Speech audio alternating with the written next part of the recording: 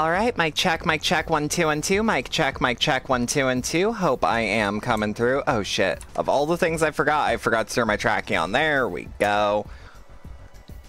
Hey, howdy, everyone. How we doing? Oh, there I am. I guess I just, Okay, fine. Okay, whatever. It works. How we doing? Good. Thanks. Thank you. Yes. Sorry, I'm stone sober. I am scatterbrained right now and cold. Hang on, I'm cold. But yeah, no. While I grab this jacket from my bed, I hope everyone's been having a good day so far. Hope everyone's excited for another return to Embee Cabaret Theater, the series where I go through your video submissions and frankly we just vibe for a couple hours. Something a little light, something a little easy, and then we move on to something that has gameplay. Oh god, my tracking got all fucked up. Hang on. Whoop. But yeah, no. I've had an okay day. I accidentally got caught up doing like chores and shit, but like, not the biggest deal in the world. How about we just get into the videos right quick now that we actually have some peeps joining. Oh, oh no, dank pods. Not until I say the word. But yeah, we're starting off with Dank Pods' the worst laptop I could find. This is a fate that Pitches has now avoided. New Chainsaw Man's crazy good. Fuck, I gotta read it. I knew I was missing something. I'll read it after stream. It'd be really funny if I was just like not enjoying a video and just started reading it and you just hear suddenly apropos of nothing, holy shit! But no, I wouldn't do that, DL. Let's watch some videos. Hey guys. Oh wait, you're a bit loud, man. Big and this table. It's big, small. And so like we can't do it here. Where are we going? Where are we going? It's big. It's small. It's like, you know, don't worry about it. Like, you know, absolutely, I understand. I've got a whole setup right here. Hey, look, one of these. Oh hell yeah! Oh, it's like Ashen's. Don't tell Stuart. That's a laptop. It's a laptop now. The Oregon Scientific. Look at that laptop. It's Oregon. It's scientific. I don't want to try. It's been accelerated. I don't know how this was recommended to me, but I had to have it because it's easily. Oh, I like that little latch. Pieces of tech oh god, it does. It's your laptop. It is. You need one of those? I do need a piece of shit. Can you say bezel? Look, it's like 80%. It's a curved bezel. Amazing activities and games. Spelling, that's not an amazing activity. Vocabulary, that's not an amazing activity. Oh my lord.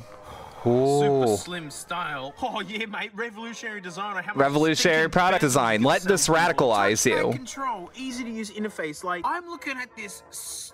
This has to be one of those like such a high resolution one of those children's laptops. I have a little portable DVD player, and this piece of trash fills the same niche. Oh, I love those portable DVD players. They're so cool. Oh no, we're getting sneak peeks. Oh, look at that gradient.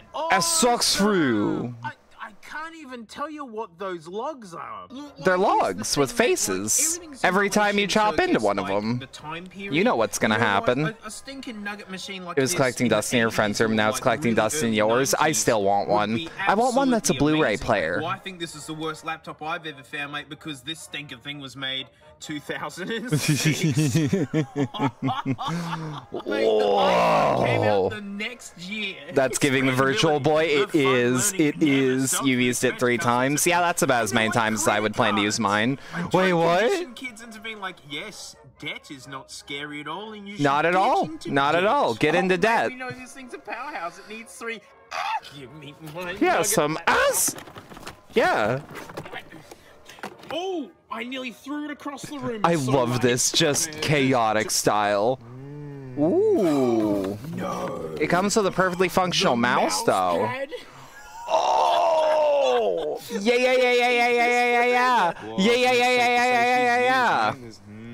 Oh, mate.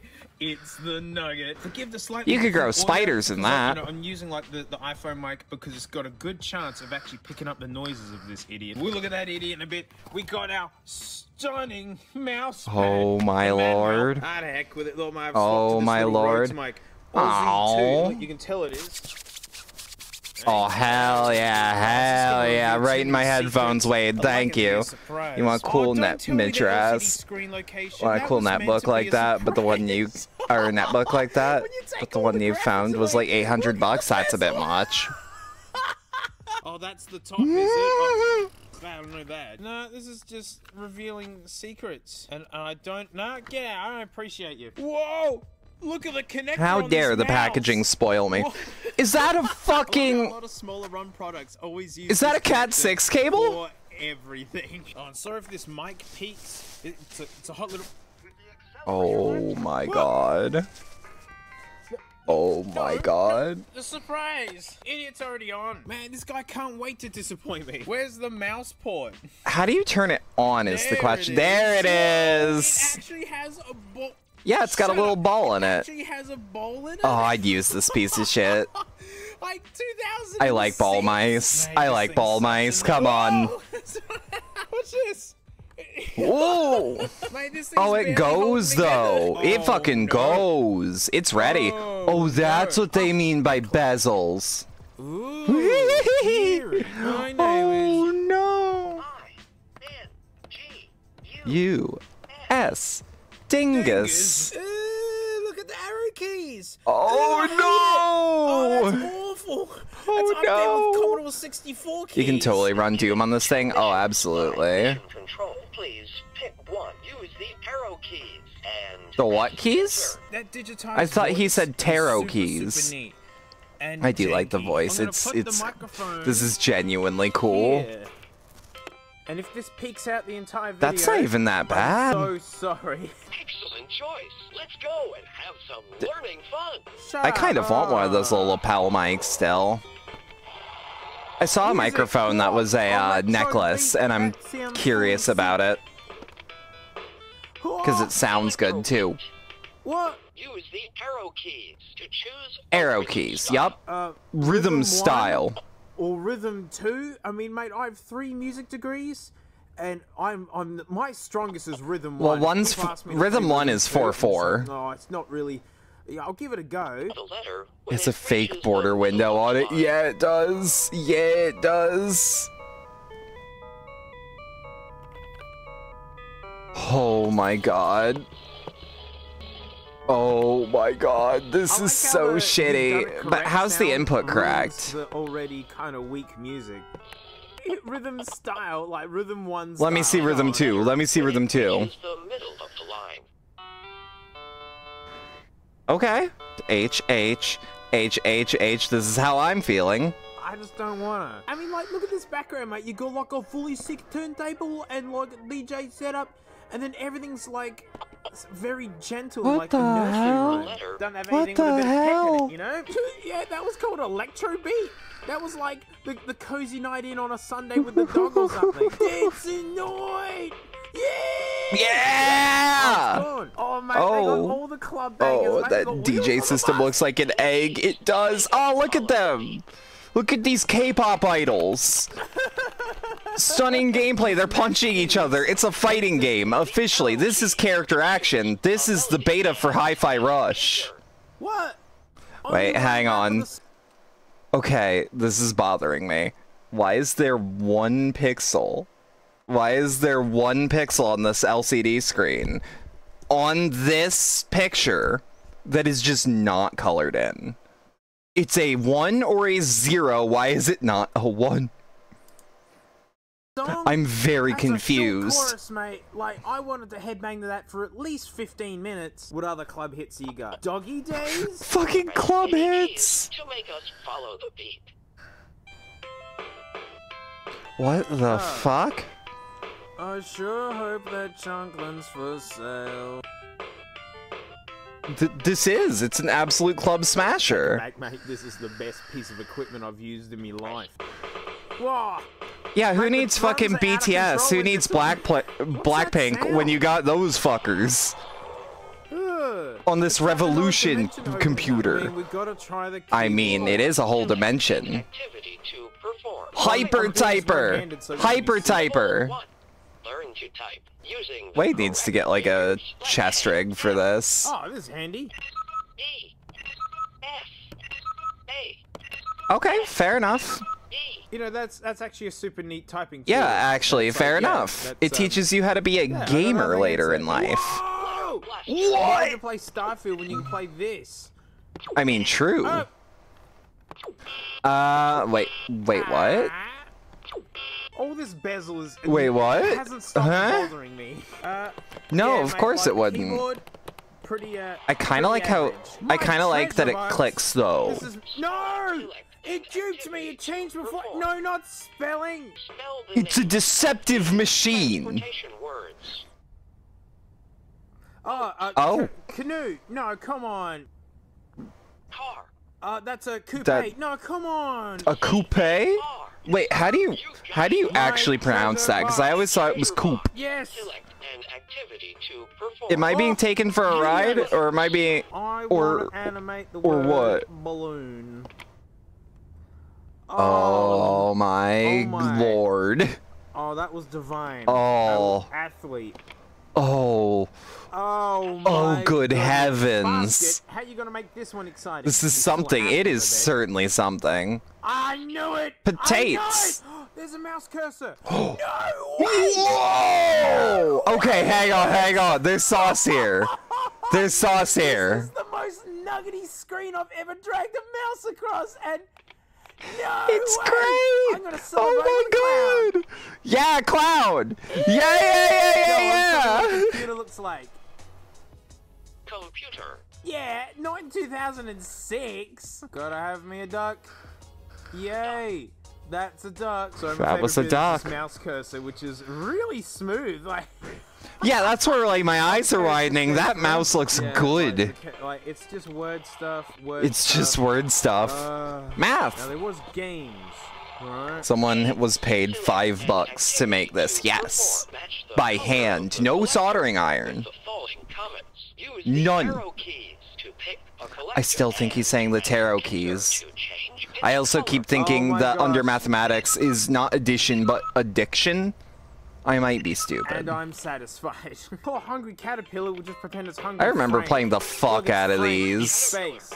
I remember It's playing the Fra- fuck it's out of Snake. games like these. It's Snake, but how good's the Snake? We're playing Frank, But how good's Snake? and Frank actually moves like this, where her tail Yes. follows her head at all times, no matter what. Ah. No, you can do it. Oh, I needed that. Hang on a minute. We ain't done tried the touchpad yet. No, you haven't. Oh, is it not real? Come on. It's not real. Oh, Then why I is it see. there? I get it. It's just a big D-pad. It's Oh.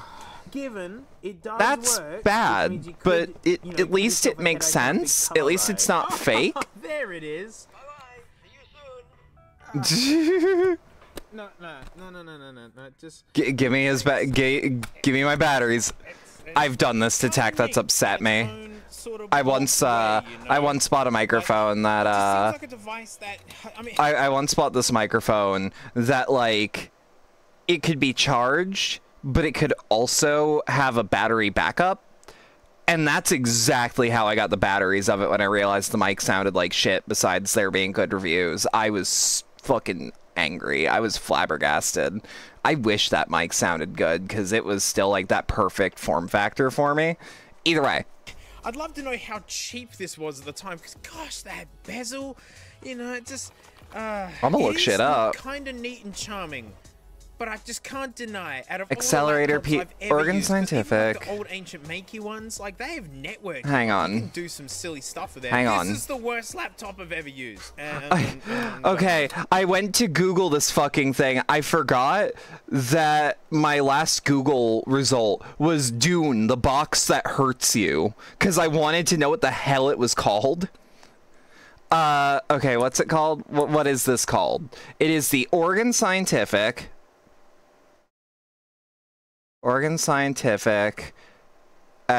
Accelerator PC Trainer 2.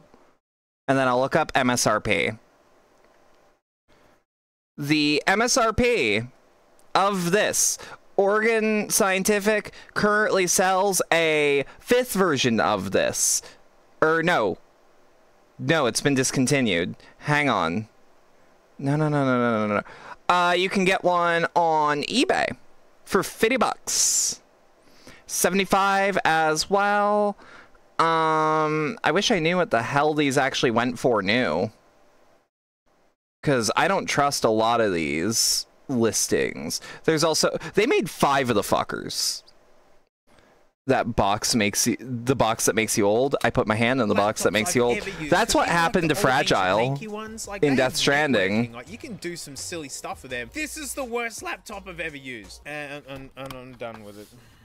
Well, mate, like, that's it. Thanks so much for watching. Huge thanks to my patrons, especially these stinky names right here, because, mate, if you want more of me videos... Yeah, Dangpods is a good channel. Which is my drum thing. And then I actually play games that's called Hello, I'm Gaming, and then I do drum... You should watch Dangpods if you don't already, because, like, Dangpods fucking rules.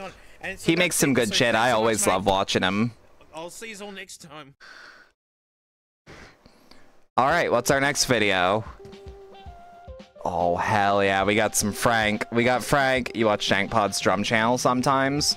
I don't think I've ever actually watched his drum videos. I've watched his Garbage Time and Dankpod stuff. For the record, if I sound weird, the weather has suddenly moved to be extremely humid. It's not hot, it's just humid. It's like, they're very good. I assume as much. I assumed it was for like people that knew what the hell goes on when you drum. Lumfao. Who is Lumfao? Would you like me to spell it? L-M-F-A-O. Oh, it's not a name. He's a hacker. He's a Chinese hacker. Lumfao. Lumfao. He's working for the Koreans, isn't he? Isn't You've he? heard of him, haven't you? No, You have. Unfortunately, I haven't. Laughing my What about the F, though? It's a swear. Yup. Laughing my bloody head off. Or something like that. Bloody. L-M-B-F-A-O. B-F-A-O. Lumfao. Is that his brother? This is a Disco Elysium skill check. This His is... sister. No. Now we know that Lumfao is actually working with 2 other people. Limao This is and Lumfao. literally like a white check or a red check. You may have seen some articles Yeah, online Cryptid talking time. about the discovery of early native horses in North America, specifically in the western United States. We're going to be learning about, are there A lot of cryptid people horses in seem to have America? misunderstood or If I understand this correctly, it is a video about, there are depictions of horses in, like, old Native American art from before the time that has been cataloged where horses were. And it's like, were they cryptids?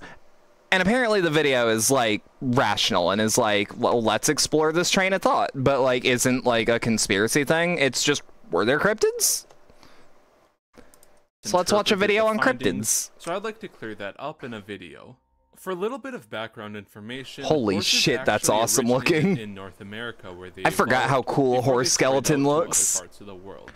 However, Horse skulls, though, horses those have are always remained cool. I got a extinct cow skull in on my North wall over America there. around I decked the fuck out of it with, like, 8,000 to paint and 12,000 props years and ago. whatnot. The reason why the horses went extinct is still debated.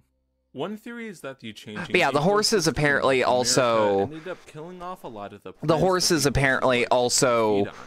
are Another depicted theory in is that such humans ways overhunting is what that it's, drove like, the not the horses standard extinct. horses we're aware of. This is backed up by some studies that found that humans may have arrived in North America shortly before horses went extinct.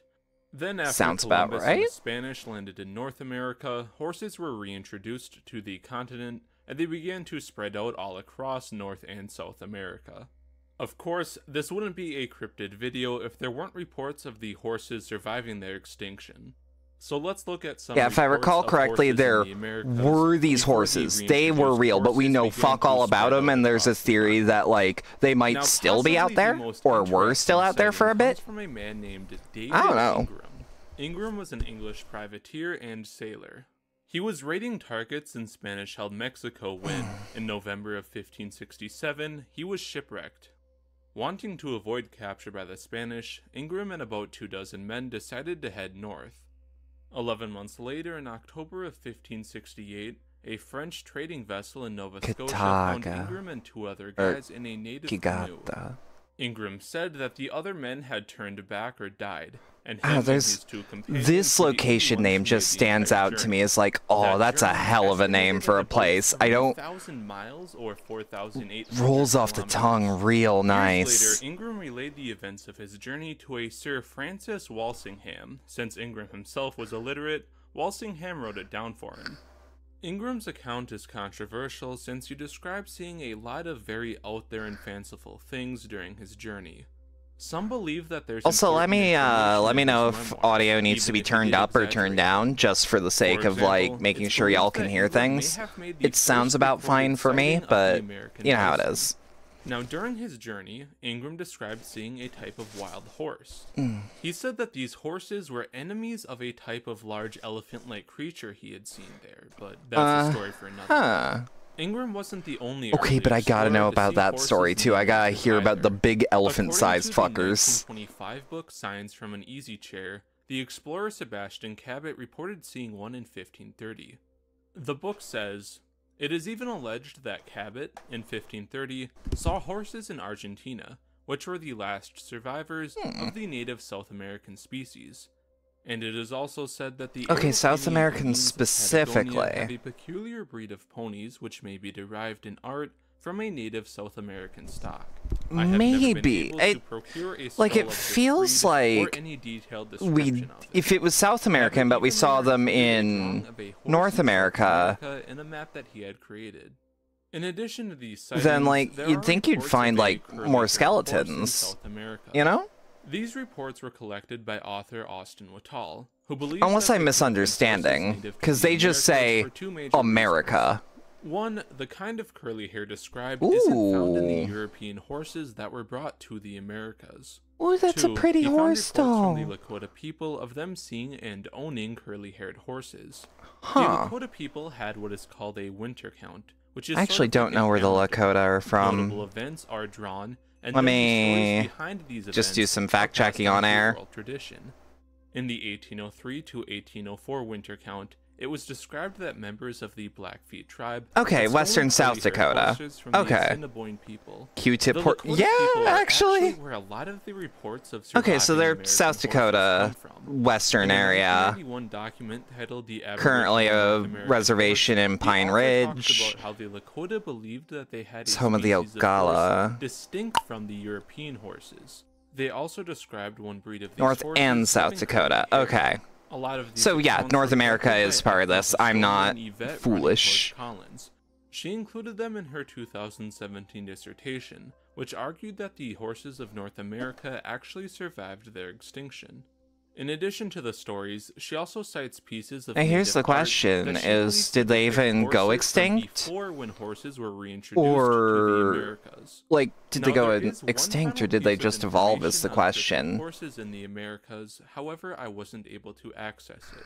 You may be familiar with Bernard Heuvelmans, who's one of the founders of cryptozoology. Holy shit! Wait, what cryptid is that? That looks familiar. Museum of Zoology in Lausanne. That looks really familiar, and I can't place that fucker. Which is said to be from Hang on. Argentina, and Fusang. Now, while I can't find what's in these notes exactly, Fusang is a place mentioned in ancient Chinese literature.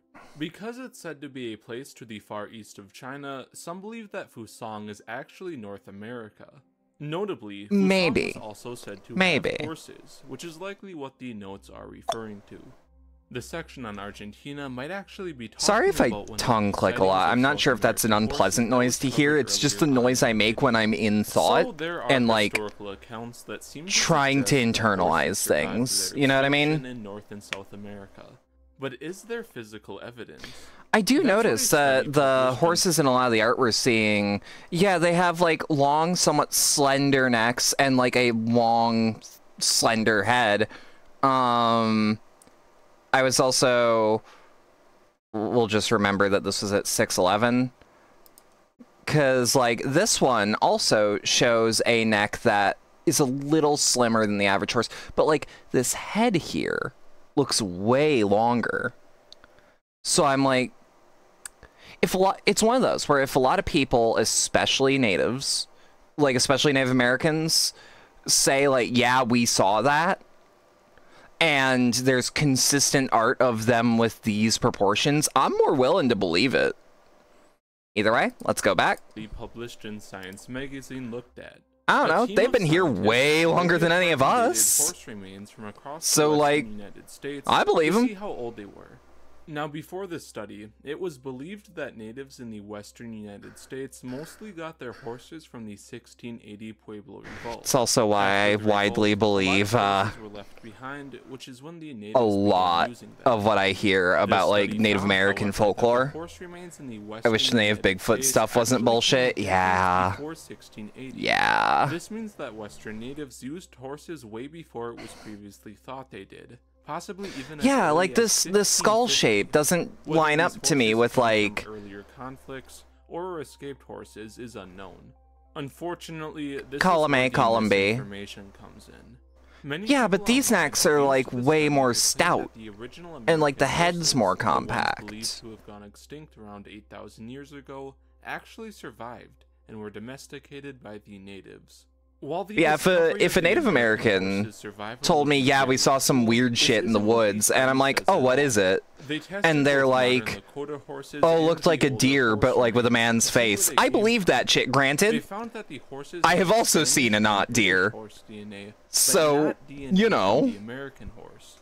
This means that there is still no physical evidence That thing the still American scares me horse to think survived about. into the 1500s I don't- or the modern day. It's never, I've never Archaeologist seen Will another Parrish one. says it's possible It that was the just the reports one. of American horses were stories passed down from when the natives It was in first fucking encountered them. Wisconsin. To So, like, conclude, while there's not uh-huh. any evidence that the original Ice Age American horses survived their extinction, yet, we do have a cool study showing that natives had used horses in parts of North America way earlier. Okay, than so previously what we're thought. hearing is that Whatever your like, thoughts are on yeah, no, the possible horses, survival of the those were American probably horse after real. hearing about their sightings, but we don't the know horses if they are ever like survived. alleged animals that don't have enough evidence for science to recognize. Yeah, that's another thing As with like, cryptozoology enthusiasts, I'll it's let important 'em- to I'll let 'em remember cook not for a to little claim that bit. There's proof of a cryptid without actual scientific evidence. yeah, no, here's the important part about cryptids. People hear about cryptids, they think of Nessie, they think the Thunderbird, they think Mothman, these extremely, like, almost supernatural beings in origin. Whereas, like, a cryptid could also just be a horse that looks kind of weird, that multiple people allege seeing, but, like, there's no actual backup, there's no proof. The field of cryptozoology is a lot like Bigfoot, Loch Ness, Champy, fucking the Thunderbird, the Fresno Nightcrawler, the Flatwoods Monster. Like, all of these are alleged sightings, but like, if you dig deep, deep, deep down and find something like cryptids, or look into something like cryptids, you'll notice a lot of them are like, oh, that's a weird ass fish that there's one sighting of. Or like some horses that we can't verify like anywhere else, but like multiple people report sightings, or just historical. A cryptid could be a really big snake that scientists just got actual documentation of. Exactly. Because people living there were talking about really big snakes forever, and scientists got a chance to document one. Exactly. That's what I'm talking about with cryptids, is like, it could just be a big snake. In fact, it could just be a big, normal-ass snake that just got way larger than any other snake in that species we've seen, which I find fascinating. I find it just as fascinating as, again, Sasquatch, Flatwoods Monster, Fresno Nightcrawler, Nessie. All of these are interesting to me. You know? It's also important to read scientific reports. Yes. I'll have a link to the report and the other sources I used for this Absolutely. video down in the description. Like, If you want to see more, If you're into cryptozoology, videos, I have a listen to what playlist some with scientists hours of say. Cryptozoology videos that I'll also have in the description. Yeah, check this guy Included out. in that playlist is the Fucking... Cryptozoology What channel Iceberg, is this? which Sorry covers for spoilers. hundreds of cryptids Truth is from around the scarier than world. fiction. That's the I'd also channel. like to give a Very shout out to small Billy, channel, it Oliver, seems. and Only Tom 7,000 for survivors, helping me make this 2.9 thousand video. views. I'd like Check to this give a guy very out. special shout out Because, to like, the I like this channel video. Wild World. If you're into zoology, cryptozoology, or paleontology, check Wild World out. I'll leave a link to the channel in the description. I'm also going to be having a collaboration with the channel Incognito TV coming out. Alright, I'll sure. be talking about cryptids and conspiracy theories, so check the description for the link. I like myself a good iceberg video. They're too damn long for these streams, though. There are some icebergs that we could watch that are just like... We'd have to do like 2 streams for one of them. One of those. Accounts, including my Patreon, will be linked in the description. If you'd like to support the channel, you can donate on my Patreon. That's all for this video. Thank you for watching. I appreciate it. And I will see you in the next one. Yeah, no, this was a good-ass video. Short, too. Short, straight to the point. Rational, it's like... Cryptozoology's cool as fuck. Lots of screens. These are multicam thingies. Yes, then you can do live things. Yeah. And here's another Lazy Posy video. Yes. Which I think is his second channel? I think there's a couple of those videos in here. Coming from all kinds of countries just to be here. The international broadcasting. The general limit is 25. Yeah, there's... Okay, that is actually a good question. So... 25 is like almost my upper limit. 30 is my hard, like, we go no further than 30 minutes of video. For context, like, these playlists, they tend to be, like, 2 hours and a half. I want to actually, like... I want to keep a time limit on myself, because I realized the first couple of these streams, I started to get worn out after a while just sitting here watching videos for 4 hours. General limit is 25 minutes, unless a video's real fucking good. Like one of those. Comfort zone is like 20 minutes tops. But like 25 we can stretch for, 30 is hard limit. Because that would take like 1/5 of the video, or of the stream length, you know what I mean?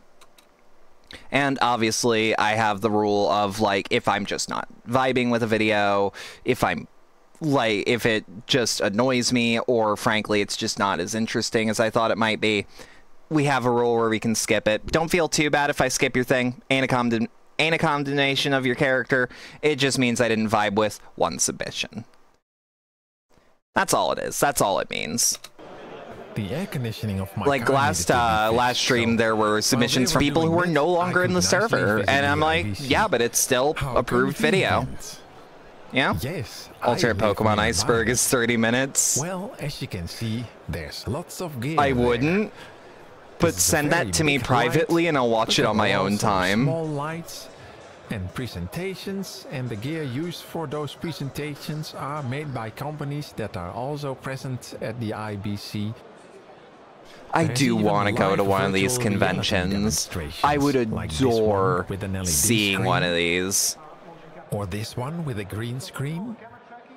Cool, right? I don't even know what this company is doing. I don't know. It looks neat. I have an ISO monitor. They are nice. Yes, yes. I don't know what an ISO monitor actually is off the top of my head. Howdy, Siren. Hope you're doing well. I like colorful lights. I also like colorful lights. He also has plenty of lights. Also very nice. Holy shit, that's hypnotic. Yeah, this one specifically is what I was staring at. This is hypnotic. Detailed light changing light. Oh, but it's so beautiful. Nice. It's so beautiful. I like it a lot. Mood lights. Come up with anything broadcast related and you'll find it at the IBC, including lenses of a company I never heard of and another company I never heard of. Cranes. Oh, yeah, baby. Even bigger cranes. Oh, yeah, baby. Cranes on the car? Oh, sure, why not? Thank you, Al. RC I'll look at that car later. Crane. Well, well, well. Oh, I like the idea of having an RC car for your camera. That's neat. That's really neat. I have no idea what this company is doing. I love how he'll be like, I don't know what this company's doing, but it's sure cool. Except, of course, the sound companies. Like Oh, yeah. sound devices. Such a convenient name as well. I use it professionally. Oh, Okay. a silver anniversary one. That looks I want really it. neat. I need That it. looks really fucking cool. More Yeah, yeah, gear. yeah, yeah, yeah. There's so much gear. I love how excited he's getting. DPA microphone. 'Cause, like, it's infectious. Very nice suitcase.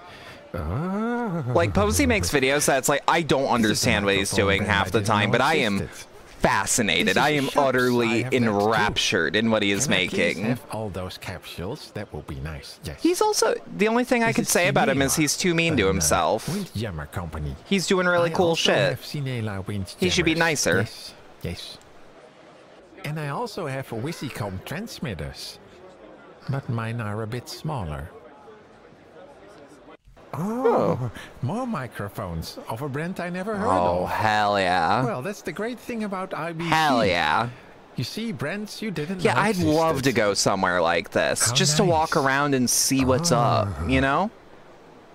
Just in case you need a pop filter with print on it. Here you Oh, that's really cool, actually. I go. might... There's so much gear there, it's insane. I wish I had my larger mic Look, still. I Well, have those monitors I in my wish I was still studio. using it.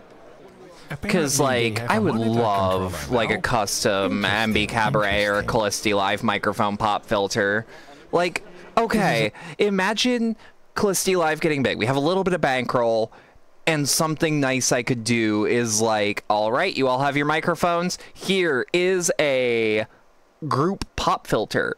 Like, that'd be so cool to actually, like, have the logo on the filter for the group you're a part of. Like, that'd be awesome. It's like I'll see, like, for example, the, oh, what are they called? The snack box that Lily got from New Heads, the people she works with. Like, that thing's really cool. And, like, it's like, yeah, you're one of us, but also here's something that's personalized to you specifically with our thing on it. That's awesome. I would love to do something like that for my people, you Another know? monitor controller with a touch screen. Ooh. If it works. Yes, it works. Damn, okay. Fancy. So many displays, so many buttons, so Holy many shit. audio meters. I'm sorry, No, I sorry, feel sorry. it. No, don't apologize. I'm feeling it too. And, huh? Huh. Yeah, monitors How about like, your or own like racing personal setups like sound that is. Oh, I would kill for that. Oh, I would kill for that. Oh, that shit's cool. How did he know? I do like switches. Stanley Parable narrator Especially type when they have situation. All colors of the rainbow. Yeah, that's Yes, kind of how he more narrates. I really switches, like please. it. So the company showcasing their products that is behind the scenes. You buy the switches from the switch company and the switch and the Yeah. sound mixers also very nice. Yes. Stanley Parable They have lots posting of with the buttons buttons. and Yeah. switches and filters Same and brain lights. cell, chat. Same I like same it. brain cell. Yes. Look, Dolby Atmos demonstration. Yeah, I don't know what the hell these things are telling Apparently me, this is also a but big that's more company. data. Never heard of them. I like having more Next to data. the Adobe booth. And look, Ooh. that's where I was last year most of the time. Hell yeah. That was our little waiting space for some interviews we had to wait for. I was there for work then. Holy shit, that's awesome. Yeah, If when I you go to like Gen big Con, I see LED motherfuckers panels, carrying those all the around. IBC is also They that make place live to streams that are 360-degree Very video. impressive and very bright screens there. It's really cool. Granted, I'm already at the convention, so like I'm not watching it. But still. This was my favorite screen though. Ooh. Look through LED panel. A look-through panel like that is perfect for sound because the speaker can be just behind it. Yeah. Panels have closed panels. This was also a very nice, very big, very high resolution LED panel. God Another damn. virtual reality set. Okay. And there was also this fun light blocking transparent display. Holy shit, that's awesome. And this hologram That's super with a fucking fan, cool. I was also a fan of. Oh, I love seeing those. I'd love to have one of those. Dolby was there too. Have a little Kirby just And, rotate. well, as I said before, countless other companies that only professionals in specific industries know exist. Just like I know certain audio brands exist. Uh-huh. I didn't see Zaxcom, by the way. Ooh, I like those They also make chairs. professional Or audio recorders couches. and transmitters. I missed I them. just like the retro car look. Well, whatever. Yeah, I haven't even seen all the holes, so yeah. And that reminded me I could go back to the garage. Wait, are they Airco showing off serviced. cars too, Now or I can go just... home. In my 12-year-old no. car with almost 200,000 kilometers on it. That's a good looking car. Ooh, for look at the watching, seats on that. To see you soon. I mean, I know that's not part of the conference, but like, yeah, no, check out Posey if this interests you, because especially his lazy channel, which is his like low editing type videos, or like his behind the scenes stuff, they are so interesting to me. And we get to watch Scare Theater, one of my favorite channels from when I was doing a lot of studying, because I just put his videos up while studying.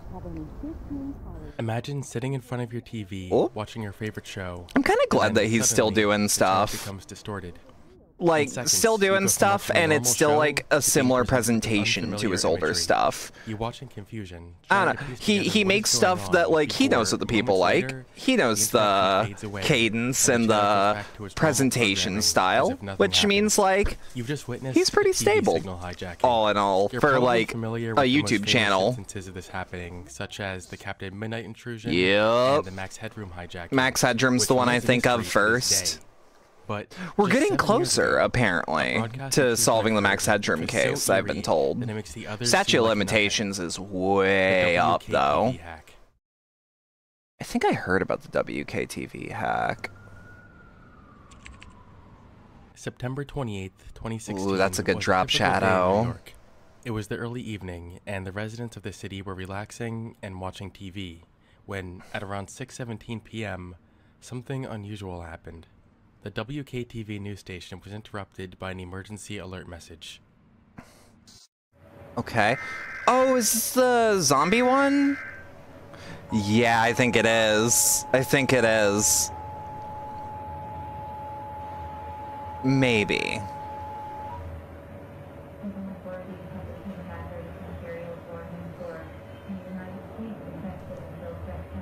Wait, no, this is not the same one.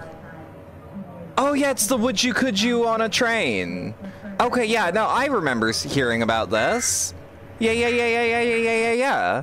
It wasn't just the alert of a hazardous materials warning that was unnerving, but the message that followed was puzzling.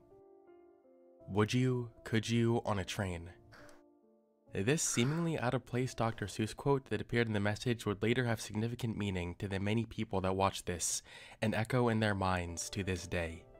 No one thought too much of this immediately after the broadcast happened, but they did not know what was about to This come. is funny as fuck. Less Oh than half an yeah. hour after this emergency alert But was like, issued, okay. WKTV made a Just public like- statement saying there is no such hazardous materials warning. and Imagine that the any message is a signal technical error. intrusion, you know? Later that night, they issued another statement elaborating on the situation. They said the message was just a test that originated from FEMA, the Federal Emergency Oh Management my Agency, god. and it was not intended for public Is it display. literally as... Furthermore, Is they're it working with literally FEMA as to simple resolve the issue. of like, But yeah, try as FEMA they was doing may, some tests they and couldn't it make much accidentally went progress. live? I've In heard of fact, shit. later This that happened to night, you while you were around watching TV. I 10:38 die in real p.m., life though. Oh another yeah. false emergency Oh alert was yeah, deployed. absolutely. And to make matters even worse, after the news station reached out to FEMA, they replied this test was not their doing. They were equally confused about how this happened, especially since in order All to right, so broadcast a actual message proper like this, signal the hijack. sender would need the national location code, which only FEMA had. They determined this to be the result of a hack and started an investigation into how their codes were breached. Strange, but still nothing completely out of this world bizarre, and definitely not as off-putting as some of the other famous signal hacks I mentioned before. But the next day, something happened. I still love the Max Headroom hijacking, because, like, there's so much we don't know completely. Just a goofy message by the hacker. The next morning, no one really paid any mind to the incident that occurred the night before. It was around 7:00 a.m., and the Spring Valley train station in New York was bustling with people trying to board their trips. Oh, no. Number Shit. 1614 was about to become part of history, and no one knew it. The passengers boarded the train, and it took off. Is it at weird to say I've 7:23, always wanted to preparing use for the New a York ride in subway Hoboken, system New just to Jersey? say I've done At that? 8:45, the train Because it arrived at its feels like such a destination, but classically it didn't slow down. American It thing. sped right over the bumper block and through the track, slamming into the wall right before the train station's waiting Holy area. shit. Good evening, and we begin tonight with that horrific crash right at the height of rush hour. That train crashing with no warning. Passengers say it didn't even slow down. I still stand by what I said minutes or seconds ago. And 114 others were severely injured. News of the I hate to tragedy say this, spread but at least rapidly, it was just and people one quickly death. connected it to the At out-of-place least Dr. Seuss quote that emergency appeared in the signal hack services, less than 24 like, hours earlier. actually got people to a hospital. But some people felt this must have been more than just a mere coincidence. Conspiracy theorists flocked to the scene, giving their input on the situation. The theories ranged from the message being a paranormal warning sent from beyond the grave. I don't to believe the message that on for a screen triggering second. A sleeper agent to set this tragedy in motion. I- But one thing that everyone wanted an answer to was Scary, how but this signal no. hack actually happened. Snopes got on the case, emailing FEMA for more information. On October 4th, 2016, a FEMA representative broke down what happened in an email statement. Alright, Apparently, hit me. The emergency alert system at the WKTV station had been configured to scan a test and development server instead of the production message server. On the day of this intrusion, a developer was running tests and sent several test messages to the development server. Many of these test messages included Dr. Seuss quotes. After this was discovered, the developer that makes momentarily sense. lost his access to the server, while That- FEMA confirmed there That was no actually intent lines up, behind it. because, like, if you use Dr. Seuss quotes in your test server, it makes sense because that means, like, it's like seeing the Alan Please Add Details sort of deal, where, like, this was never meant to be live. This was something that was literally only meant to be behind closed doors, something that is obviously a test, and they give a little boop right there to be like, this is not a real thing. This was a test. Granted, this is a test is usually said out loud, but that's only the things that tend to go live. You know what I mean? Like, This would seem I'll to keep explain playing, how this but- happened and where the Dr. Seuss quote came from. but it makes So the whole sense event that, happened like, the day they're... afterward was likely just an eerie coincidence. That's But still we know how conspiracy really, theorists are, really so scary. They had another opinion on the matter. One of the more comprehensive conspiracy theories So many came things from like this Reddit where post on the things just are conspiracy named theory silly subreddit shit when they're not supposed to be written seen. by Yeah. Mr. Eastwood. He felt that the circumstances surrounding the Hoboken train accident were too strange to No, be because, ignored, like, when I think of and that, claimed this like, I incident think was of, not a normal thing. how So, default for some files at background Bungie and knowledge on the Hoboken 343 train accident, are called here's what was Bonobo, discovered in because the that was, if I investigation that recall followed the correctly, the event. original engine Train name. conductor, Thomas Gallagher, claims Which- to have no memory of the event. Wait, what? Wait, what just happened? Thomas Gallagher Did something claims get to have bumped? no memory of the event. And one of the black boxes recovered from the accident, it was discovered that 38 seconds prior to the crash, Gallagher actually accelerated the train from 8 miles per hour to the eventual 21 miles per hour. Why? It was traveling on impact. How? He also attempted to use the emergency braking procedure less than 1 second before the crash. Oh The no. investigation ultimately concluded that the cause for Gallagher's error was undiagnosed sleep apnea, causing him to be Maybe. fatigued on this morning. Maybe. Mr. Eastwood here Just isn't a buying freak it, though. accident? He finds a sleep apnea cause to be strange, given that a sleep apnea screening was part of Gallagher's recruiting process, and they I mean, cleared yeah, him. but that He does doesn't acknowledge, mean though, that... that Gallagher had been a train engineer Well, like, for 18 years. yeah, 18 So, of years, course, things it's possible he change. developed it within that Yeah, time that's what period. I'm thinking, He is also that cites after a 3 while, other he train just... incidents that occurred that 'Cause, seem like, eerily okay. similar to this one. Sorry that I In keep pausing, 2013, but you know how it is. It reminds me of most UFO sightings. The thing that you can cite is most often a phenomena described as lost time. And what lost time is, most often with UFO sightings, is like, oh, I don't remember a whole 20 minutes. And it's like, well, what were you doing? Well, I was going home from work. Why do you think there's the rational explanation of, well, maybe, just maybe, instead of being abducted, you just did your route by muscle memory, because after a while your home commute just becomes so normal. If you're a train conductor, I assume it's the same thing, where you just lose minutes at a time because you just know your route. You just know your route, you know how to do things by muscle memory, and he could have very easily just had a sleep apnea related incident where he absent-mindedly made the train go way faster than it was meant to, literally double the speed. And then it would explain why, well, why was the brake pulled literally less than a second before the crash? Because he snapped back. Literal snap back to reality. That lines up. Everything I know about that sort of thing. New York. Perfectly lines train up. entered a curve at more than double the speed limit, derailing Yeah. and resulting in the loss of 4 lives and injury of 61 people. The operator of this train claims to have felt hypnotized just before the crash. A medical examination claimed that sleep apnea was also the cause for this error.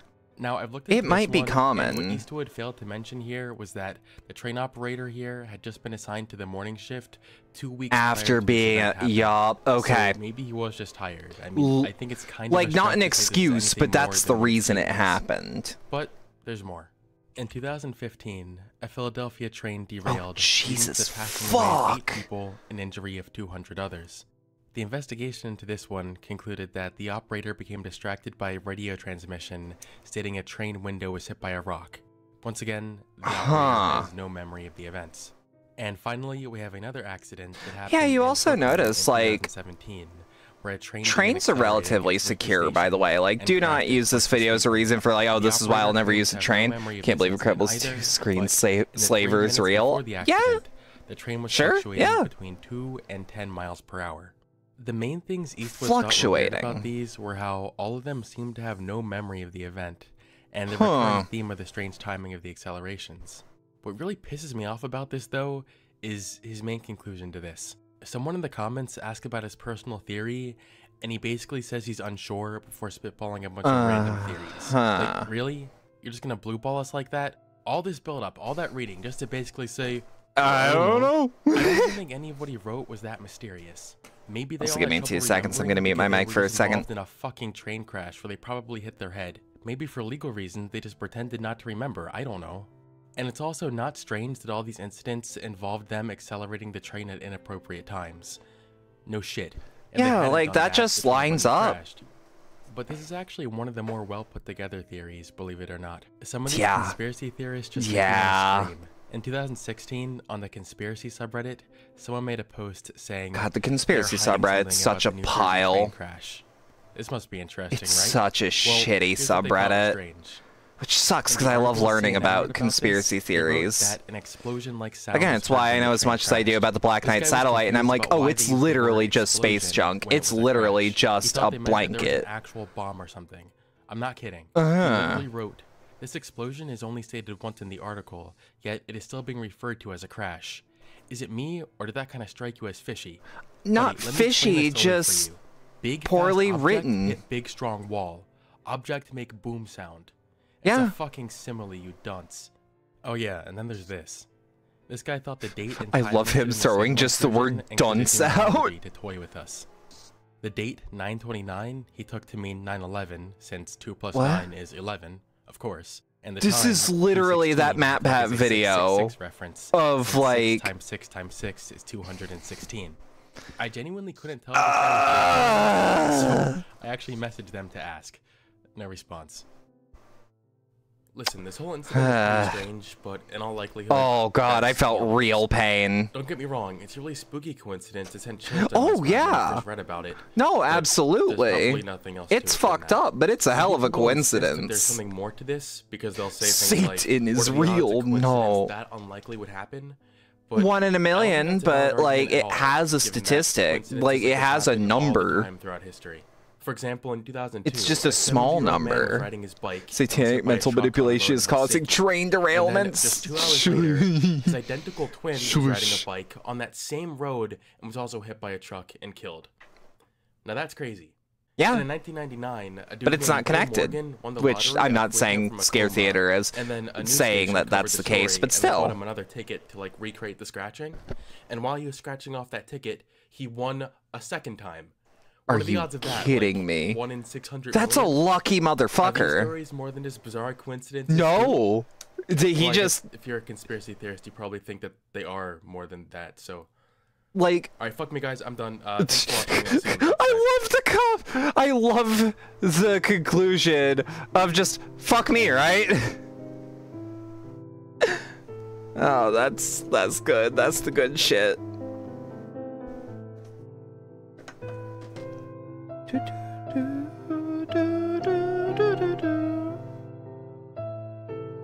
Good video all around though. We'll just and then here's Tom Scott swearing. I try not to swear on camera. Dick. Metaphorical badger cock. What's in your crack, you bastard? You did. Damn with the word shit stain. Try saying you're a professional shit stain. Go on. Yeah, I am a professional shit stain. That's what I do. Professional shit stain. Your hair's pissing me off too. That's what I do. Oh, bollocks. It's the bloody pogues. Runners. Bloody hell. A pair of bleeding ruddy shell ducks. Penis emoji. Ruddy? Okay, I'll come back. The whole satanic math thing is funny though. It is. Oh, it is.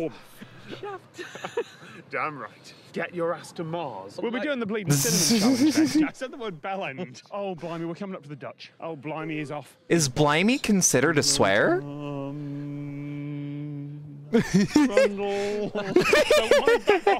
There's my arse. Like buttons for Tom Scott's arse on the video. Bell end. Bell's end. Goddamn. Goddamn. Like goddamn. I've been bitching about this for several weeks. You know damn well it's not a hat made of pork pies, you dick. Dick. I love seeing Tom Scott swearing. It's funny. Bell end. 10 minutes of crap. What else should I buy some goddamn of? Goddamn. Wait, is bell end supposed to be ass? No, it's the tip of your penis. Because it looks like a bell. It's the end, and it looks like a bell. A deluxe silicone cock ring. It's a small device that you lock your dick in. Yeah, it's like arse on your fridge. That's. Because I find it easier to describe when I'm gesticulating. Blimey. What the hell airport did I go into? Okay, now notice here that you've got 3. Oh. I don't want any both. Oh. Tick. Cock and balls. Cock and balls. That is a. It was a tit. Yeah, that was. It was a tit. To get a picture of the tit for you. Okay, but I think that was just a bird. Bollocks. Blue been driving with jokes.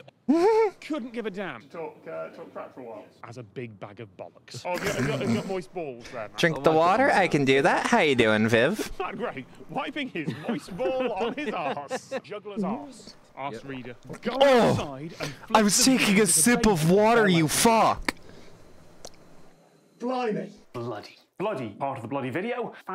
Things have been worse. That's about where I'm at, yeah. Absolutely, Mount St. Friggin' Helens of bloody course, or Isaac goddamn Newton. In bloody possible, and this a bloody agreeable. This is how I talk. Bloody incredible. Well, without the bloody. Lesser profanities and general rudeness. Most of these are Matt's fault. Let's be honest. Sorry. That is something I appreciate about the British, is that they have a million, like, non-swear rude words. Like bloody and blimey And rudden. You just gotta stand there for 4 minutes and take it. There's the buttock-shaped dimple just there. And I was the one that had the fizzy drink. I mean, that is basically an extendable... Thank you, Mr. Scott, indeed. We're going to be children about this. Yeah, we are. Yeah, we are. Yeah, I mean, you might be. I couldn't possibly comment. So, just having to hold the camera like that, you inevitably... Do you mind not making eye contact while... I am sweating like a man about to make an inappropriate simile. Oh, that is so come on. Words you may have said in a bedroom. Yeah, but you get a custard donut and you can inject sriracha through the custard hole. Yeah. Sriracha custard don't sound terrible. Sounds like a euphemism, but I don't know what for. The Comedy Space Center. It's exactly like the Kennedy Space Center, except the rocket's a bit more phallic. You, the audience, have you ever been bored and looking at your computer? You don't want to do anything else. I don't like where this is going, Matt. Oh, hell. Come on, England! Yeah!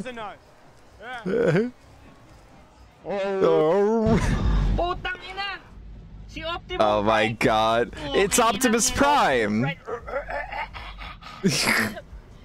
Babe, si Optimum Pride though. That's good, that's good. Alright, so give me 2 seconds before I start this video. I need to use the bathroom real bad. I'll be right back. I'll give y'all some music to listen to. 2 seconds.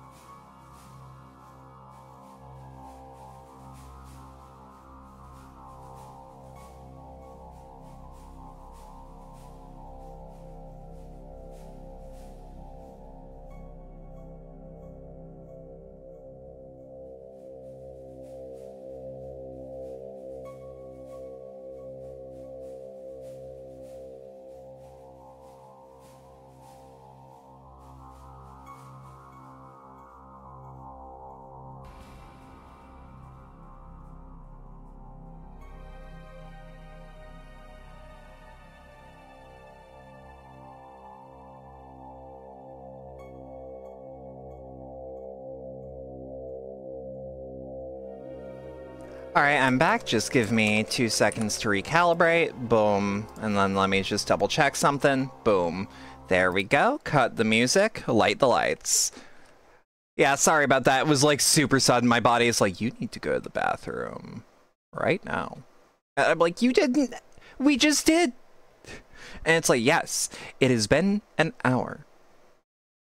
You need to be humbled. And you know what? Sometimes just don't fight your own body some days. He's currently doing a speedrun of the original Super Mario Brothers. This isn't just any speedrun. This is the fastest pace anyone has ever been on. Holy shit. Super Mario Brothers Holy shit. But I'm impressed with those pipe jumps. He throws the run away on purpose. Huh. Why would he do that? Well, Nifsky hates this run because he's literally too good. Wait, what is the hitbox on a piranha plant? Wait a minute. Oh, holy shit. Oh, that goes hard. I can't handle it, dude. Playing too good. This is the furthest someone's ever been on mid-54 pace. I'm not continuing it. No. What is happening? Holy shit. Real quick, this video is sponsored by me. Okay. Wanted to thank you for we don't watching. gotta skip a sponsor then. This is a fantastic way to support. If you want to support further, I have a Patreon. Okay. And I also have merch with some pretty cool designs. Ooh. Thanks for enjoying my stuff. I like the shirt on the right there. I'd really love to hit 200,000 subscribers this year. Yeah, sure. Here's a little introduction to Nifsky for those who aren't familiar with him. Nifsky Ooh, is, that's a cool looking cartridge. Is that a trophy? Mario Brothers speedrunner of all time. There's really no room for debate at this point. Throughout this game's history, there have been a lot of amazing players. Plenty of different runners have competed at the top and held various world records. There are only 4 runners which have ever been truly dominant, though. Wait, what was that? What was one of those names? Hang on. Plenty of different runners have. Okay, I did not see that correctly. To 2018, myself from 2018 to 2020, and Nifsky right now. These are the only people who have held the world record in all of the categories on the game's leaderboard, usually having all of them at the same time even. Nifsky's insane at Mario. Yeah. About a month ago, Nifsky's All-Stars Warpless record got beaten, but before that, he was holding all 6 of the world records. That alone doesn't That's really impressive. How incredible of a speedrunner he is, though. That's really impressive. His insane resume with you, but also how he has gotten his achievements. Was that Karl Marx as Mario? Else. And no, I don't mean because he plays on a keyboard. That's the first thing. No, but that's actually a really good keybind. I know there will be some people out there who won't really care what I have to say about this, and will that's a really good keybind. Using 0 in the period is like really good. About Nifsky's skill at the game because he plays on keyboard, those doubts cannot stand against the things. I might actually use that setup for like. Last July, there was I might use that setup when I go back to play some NES games. That genuinely gave me an idea. Live time attack, where you have a limited amount of time, and the goal is to get the best run you can within that time limit. You can reset as much as you want, and when time's up, the standings are based on this little leaderboard of everyone's best time they were able to achieve. The LTA event for Super Mario Brothers featured 6 players. Okay. There were more than 6 people who wanted to compete, but only 6 spots available, so players had to qualify through a previous competition in order to make the cut. All right, with the top 6 players. I'm wondering why Nifsky's Super Mario Brothers like why is he playing with a Mexico filter? How good of a time can you really get in just 1 hour? Well, let's see what Nifsky can do. Eye strain probably, maybe. Okay, but why is it his whole overlay? Like even the, because like if it was the game itself, 456 pace. Like if it was the game itself, I'd understand. But I'm like, why is he orange? Why is why are his splits slightly orange? Is he playing in Breaking Bad's Mexico?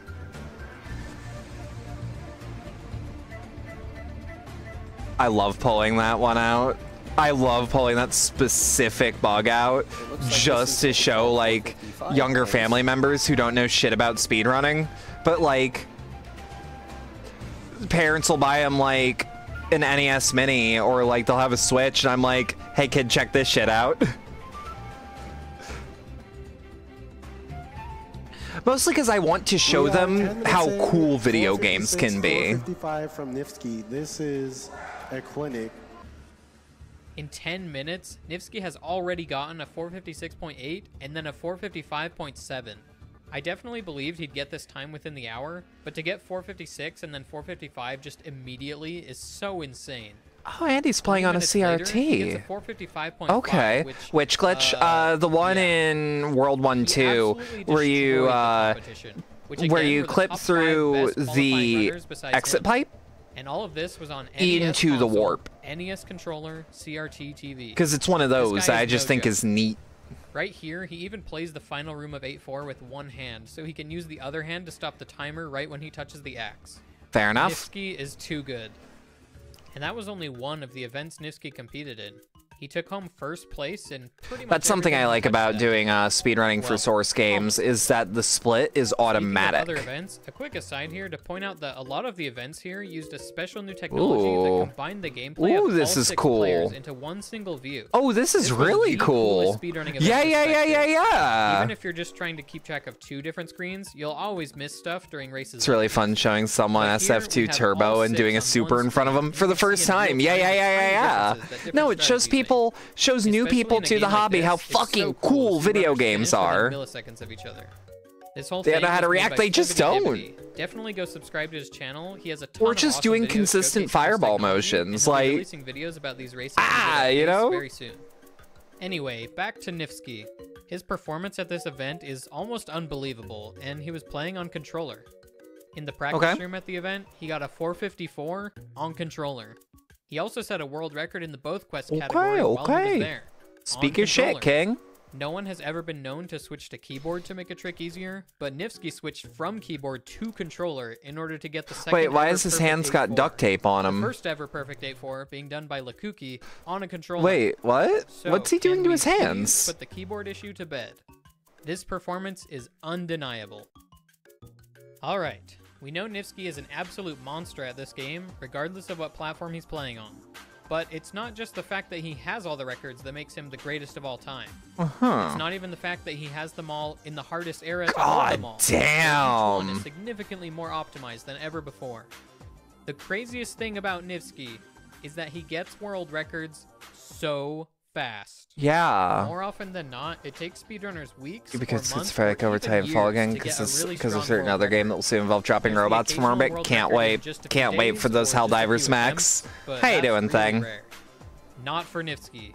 Nifsky does this regularly. And they're not world records in categories that just aren't that optimized yet or anything like that. Holy These are shit. strong world records. That's Let's go over awesome. just a few of the instances where he's done this. Not bad? we have Hell Super yeah. Mario Brothers any percent in 454.881 in 3 days of attempts. Super Mario Bros. Any percent in 454.798. The current That ain't world bad. record That in ain't 2 bad. days of attempts. Super Mario Bros. Warpless in 1855 on the first run of the day, day 3 of attempts. Super Mario Bros. Warpless in 1854 in 3 days of attempts. Holy shit. Super Mario Bros. Glitchless in 502.7. First attempt ever. This run was the That's first run to fucking ever carry sick. the fastest frame rule you can in 4.2, and it was his first run ever. And he clutched out the world record with it. Holy shit. Moving on. How we did have he Super do Mario Bros. that? All-Stars version on the Super Nintendo. Any percent in 455. The current world Your only record concern is on that his the first day planet of where these attempts. exosuits are going to be We have built, SMB1 Tian Claw, All-Stars is right version next to the Warpless automaton in sectors. 1945 on Gonna his have first to day of get 'em. attempts. Nifsky has also ran a few categories in the Japanese Mario 2, aka the Lost Levels. When the world record for any percent God, was I don't think I've ever 755, beat Nifsky Lost was doing Levels. 754 It's a fun attempts. game, I just... On a whim, eh. he decided to do some 753 They're neat. attempts as a joke. Here's how that went.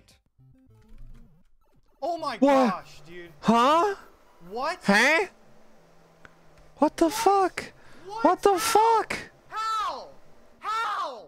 Check out the description of that run. I don't think I'll ever have the If need the to play this runner category doesn't again, and I never understand thought I'd go for at all. 753 in the first place.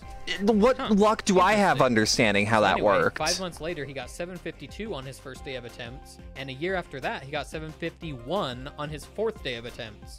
Here's how the Holy leaderboard shit. looks now. For a game like this, that is an absolutely absurd gap from first to second place. What the Nifsky fuck? is too good.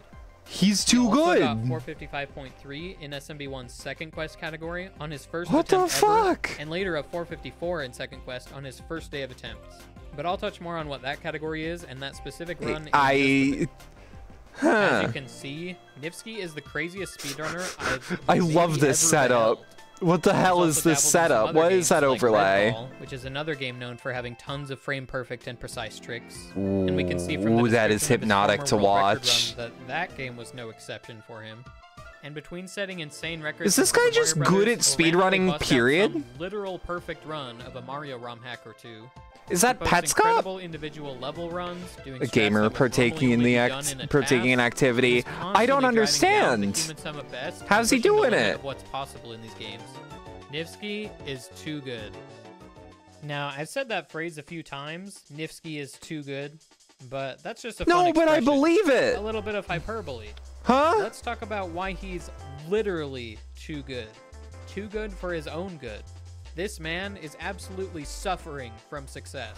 Yeah. Nifsky has been plowing through his speedrunning What the goals so fuck? fast that he actually doesn't get much time to enjoy How? it.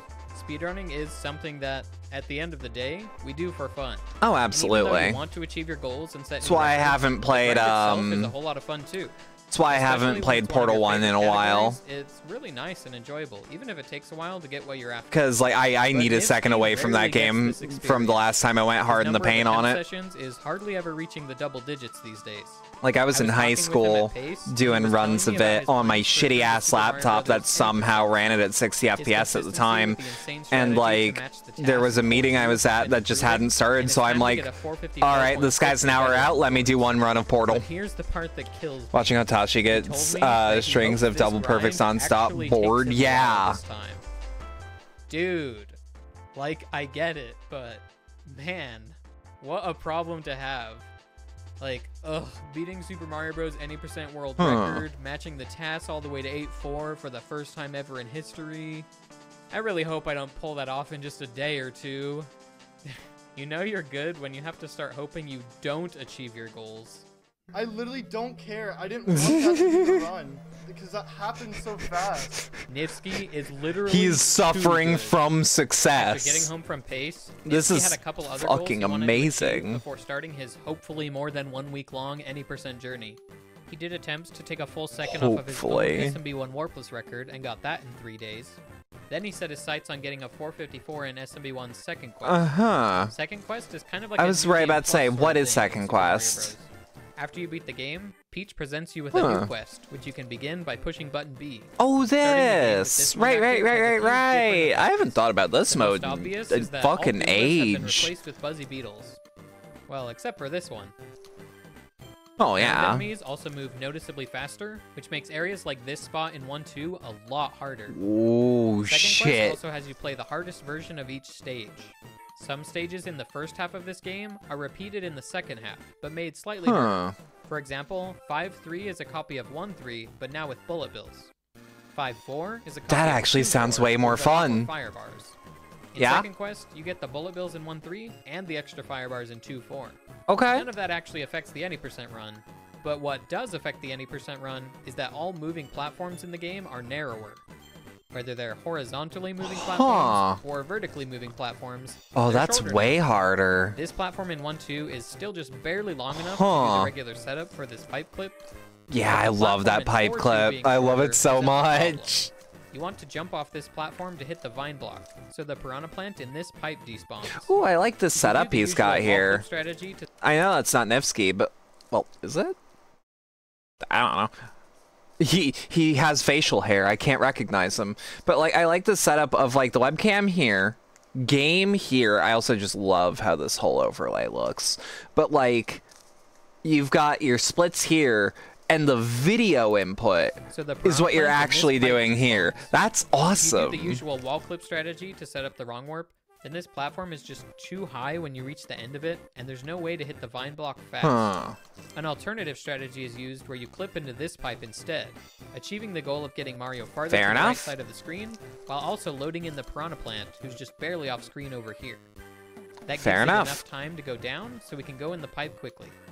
This is a pretty brilliant strategy, and it's I'm just genuinely curious when a piranha plant is no longer a risky thing to jump on top of, because I always assumed the hitbox was way larger. And he wanted to do it with the added challenge of the faster enemies and the much more precise 4-2 strategy. Well, as we can expect from Nifsky at this point, he did it in 1 day. God That's damn not it! even the craziest part of the story. That's not why I'm telling you all of this. The reason we're all here today is because of what happened next. It's become somewhat of a tradition at this point, after you get a world record in this game, to do 9 more attempts to try and beat it again. It's a silly thing that spawned from when I got the any percent world record in 2018, and then kept doing runs and beat the record again 9 attempts later. So yeah, Nifsky's doing his 9 meme attempts, and to make things even more absurd, he decides to go for mid 454. That means doing this strategy in 4-2, which isn't in the current world record for runs of the main first quest. It still works on second quest, even with the shorter platform, because you do a bump into this block right here as part of the trick, and that gives time for the platform to be lower, so you can still hit the vine. That's awesome. At this point in time, this trick had been done on world record pace twice ever. Once by Miniland, and once by Nifsky. Both runs ended in 8-1, with Minilands getting farther. Both of those runs happened in July of 2022. And here we Super are, Mario 1 year Brothers later, one's also with just Nifsky on his 7th extremely out of 9 hypnotic runs to he's doing watch. as a joke. Please count up all his world records that he got in his 9 meme attempts. I gotta know.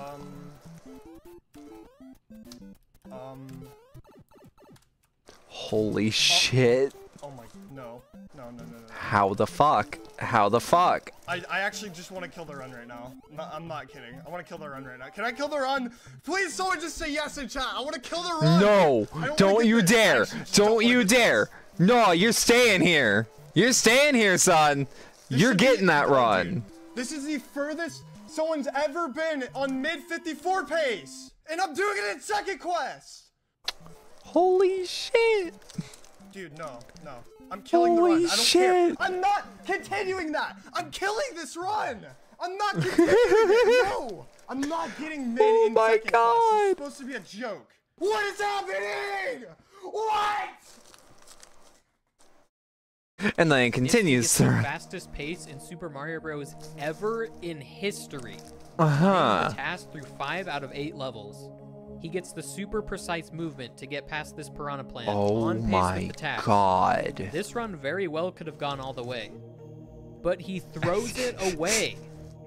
This run was too much for him. He didn't want to accidentally beat the any percent world record, but on second quest. Okay, so how does it feel when he beats a new one? Too good. I know the decision Like by what Nifsky to happens when he purposefully gets kill the greatest run? Super Mario Bros. Speedrun of all time is probably a bit baffling, and yeah, it's kind of confusing. And in my opinion, if you want it to die, keep playing to 8-4 and try and match the task there too. Worst case scenario, you accidentally perform match the greatest speedrun task of all there. time. But anyway, here is Nifsky's That's so full fucking explanation cool. for why That's he did so what he did. fucking cool. You can pause to read the whole thing now if you want to. I do want to focus in on this last sentence. He's doing proper mid 454 attempts very soon, and has no doubt he'll make it back to 8-2 in no time. Huh. That he did. God He damn has it. started those any God percent damn world record it. attempts back up, and he did indeed make it back to 8-2 in no time on his second day of attempts. How? That's another run. How? I got it. No way.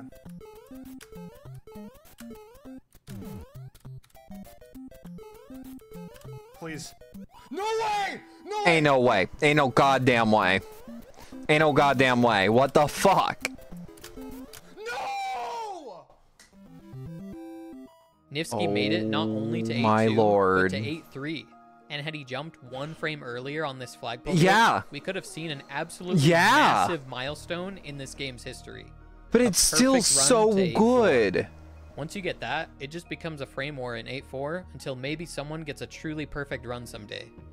But anyway, if you want to see the next Super Mario Bros. World record happen, go follow and tune into Nifsky's streams. You may only have 1 day Yeah. left. Thanks for watching. God, part of me actually does want to watch this guy. Are you fucking kidding? Is there another one? AT. Are you kidding? Are you kidding? Oh my lord. It turns out you did only have 1 day left. He got the world record on his 3rd day of attempts. If you're not watching this guy, you are missing out. There's like a 60% chance he gets a world record every time he streams. I was afraid he was going to do this the entire time I was working on this video, and he did. Well, that just means more content, because now I'm going to crank out a video with some interesting details about his run. Be sure to subscribe so you don't miss that. I wasn't able to finish this video. We're getting some good-ass videos today. And Nifsky's grind didn't last as long as he'd hoped. Nifsky is just too good. Yeah. Yeah, little bit. Little bit. Holy shit, that was awesome. We'll just pop through. Here's another Cryptid video. Marks the 100th anniversary of the Here's another creation Cryptid of the Union video. of Soviet Socialist Republics, or the USSR. In addition to being one of the largest countries ever, the Soviet Union was also one of only a few countries to fund official expeditions to find cryptids. So what did these researchers find? Gonna go right now. See ya, Rika. Sorry, my brain just farted real hard. Mongolia, yeah, hope you have a good night. Republic, was a Soviet ally at the time, so Soviet scientists could easily operate there. In 1946, paleontologist Ivan Efremov took part in one of these expeditions. During the expedition, Dan Zhang, a young scientist who could speak the local Mongolian dialect, was instructed to inquire about the Algoi korkoi, also known as the Mongolian deathworm. Dan Zhang himself had never heard of the animal prior to this, but when he asked an elderly man named Sevang about it, Sevang informed him that he was indeed aware of the creature. While he hadn't seen it himself, he learned about it on many different occasions from Gobi nomads. According to Sevang, the worm was up to 1.5 meters or 5 feet long. Holy shit, this is and could kill with fucking a single awesome. punch. It inhabited the barren sandy dunes of Kaldan Zake. There it remained hidden beneath these sand dunes for most of the year, surfacing in the summer months of June and July. When Danzang translated Sevang's words, some of the scientists began to joke about the worm's killing abilities. Sevang then scolded the team, saying that, "You laugh only because you know nothing and understand nothing. The Algoi korkoi." That's a quote that goes hard. Before he abruptly departed. Efremov That quote goes fucking hard. From an unknown prehistoric animal. He also thought that if it wasn't extinct, it must have been very rare, persisting only in the most remote deserts of Central Asia. It's worth noting that in addition to being a paleontologist, Efremov was also a science fiction writer. He would later incorporate the Mongolian deathworm into one of his stories, based on the findings of his expedition. The Soviet Union also conducted research on mammoths. Mammoths had an extensive range across much of the Soviet Union, so if they still existed, you know the Soviet what? Union would be a likely That's a good idea. There have been sporadic reports of living mammoths for centuries. I would love to at least see one mammoth. Like if I was somewhere in the world and I saw an actual fucking mammoth, I would take a picture and die immediately. Like, I would die happy in that moment. Before leaving. Surprisingly, a number of reports came from Soviet geologists. In 1962, a geologist was told of decades-old reports from the Sakha region of huge animals with large noses and fangs. Another report from 1982 described large tracks the size of a household basin that a hunter followed into a forest. The hunter was unable to follow the tracks further, but he did find large brown fur hanging on a tree branch. Another Soviet cryptid was the Lebinker devil.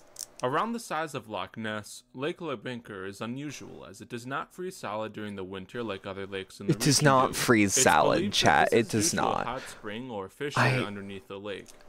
In 1953, I gotta know. An expedition of Soviet scientists saw this cryptid for themselves. That's just a man. Supposedly raised its head above the lake's surface. That's just a man. That's the fisher. Upwards to seize a flying bird in its jaws. Wait, what? A group of hunters nearby but that just looks like a man. One of the witnesses. That looks like a head and shoulders. Hang on. Hang on. No. Cause right here, right? Let me. Like, let's go through this here, right? Let's go through this. Right here, we see this vague shape, right? Let's just do a simple fill tool. Like, okay. What we're seeing here is shaped like... Ew, I don't like that. It's shaped like this. Like, unless the... I don't think that's a bird. That just looks like a whole man. That just looks like a man, because a bird would be something more pointy, right? Like, and then some wings. Like, you'd be able to, because, like, they share a similar shape, right? But, like, no. No, that's a whole man. That is a whole man. That is a whole fucking man. That's a dude. High pitches. That's a dude. This is a whole man. Because that whole man is right fucking there. That is a whole man. I stand by it. Anyways, I'm sorry. I had to. Also witnessed. One of the witnesses. But what if it's a merman, but here's the fisher? That it moved in an arc, first along the lake, then straight towards I just don't buy the bird explanation. I was seized by a strange numbness that chilled my bones. The dark gray creature rose slightly above the water, with animal eyes and something like a holy shit, that's cool looking. Rising partially with a heavy oh, that's cool looking. Sprinted forward and plunged into the water. There was no doubt we had seen the devil, the legendary monster of this locale. Victor also wrote that there's the devil in this lake. About what kind of creature it could be: a giant pike, a relic reptile, or an amphibian. We didn't manage to prove. Is it a fish man? No, but that was so clearly like skeleton of some animal. A man. Unfortunately, it seems that these skeletal remains weren't examined or preserved.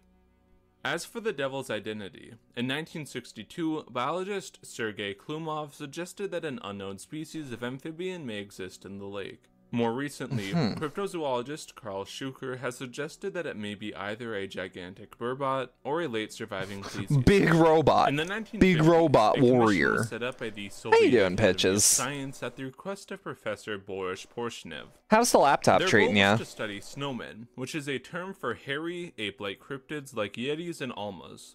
The commission, wait, which was what's an based at the alma? Darwin Museum in I gotta look up what an Alma looks like, but I'm also gonna open it in another tab.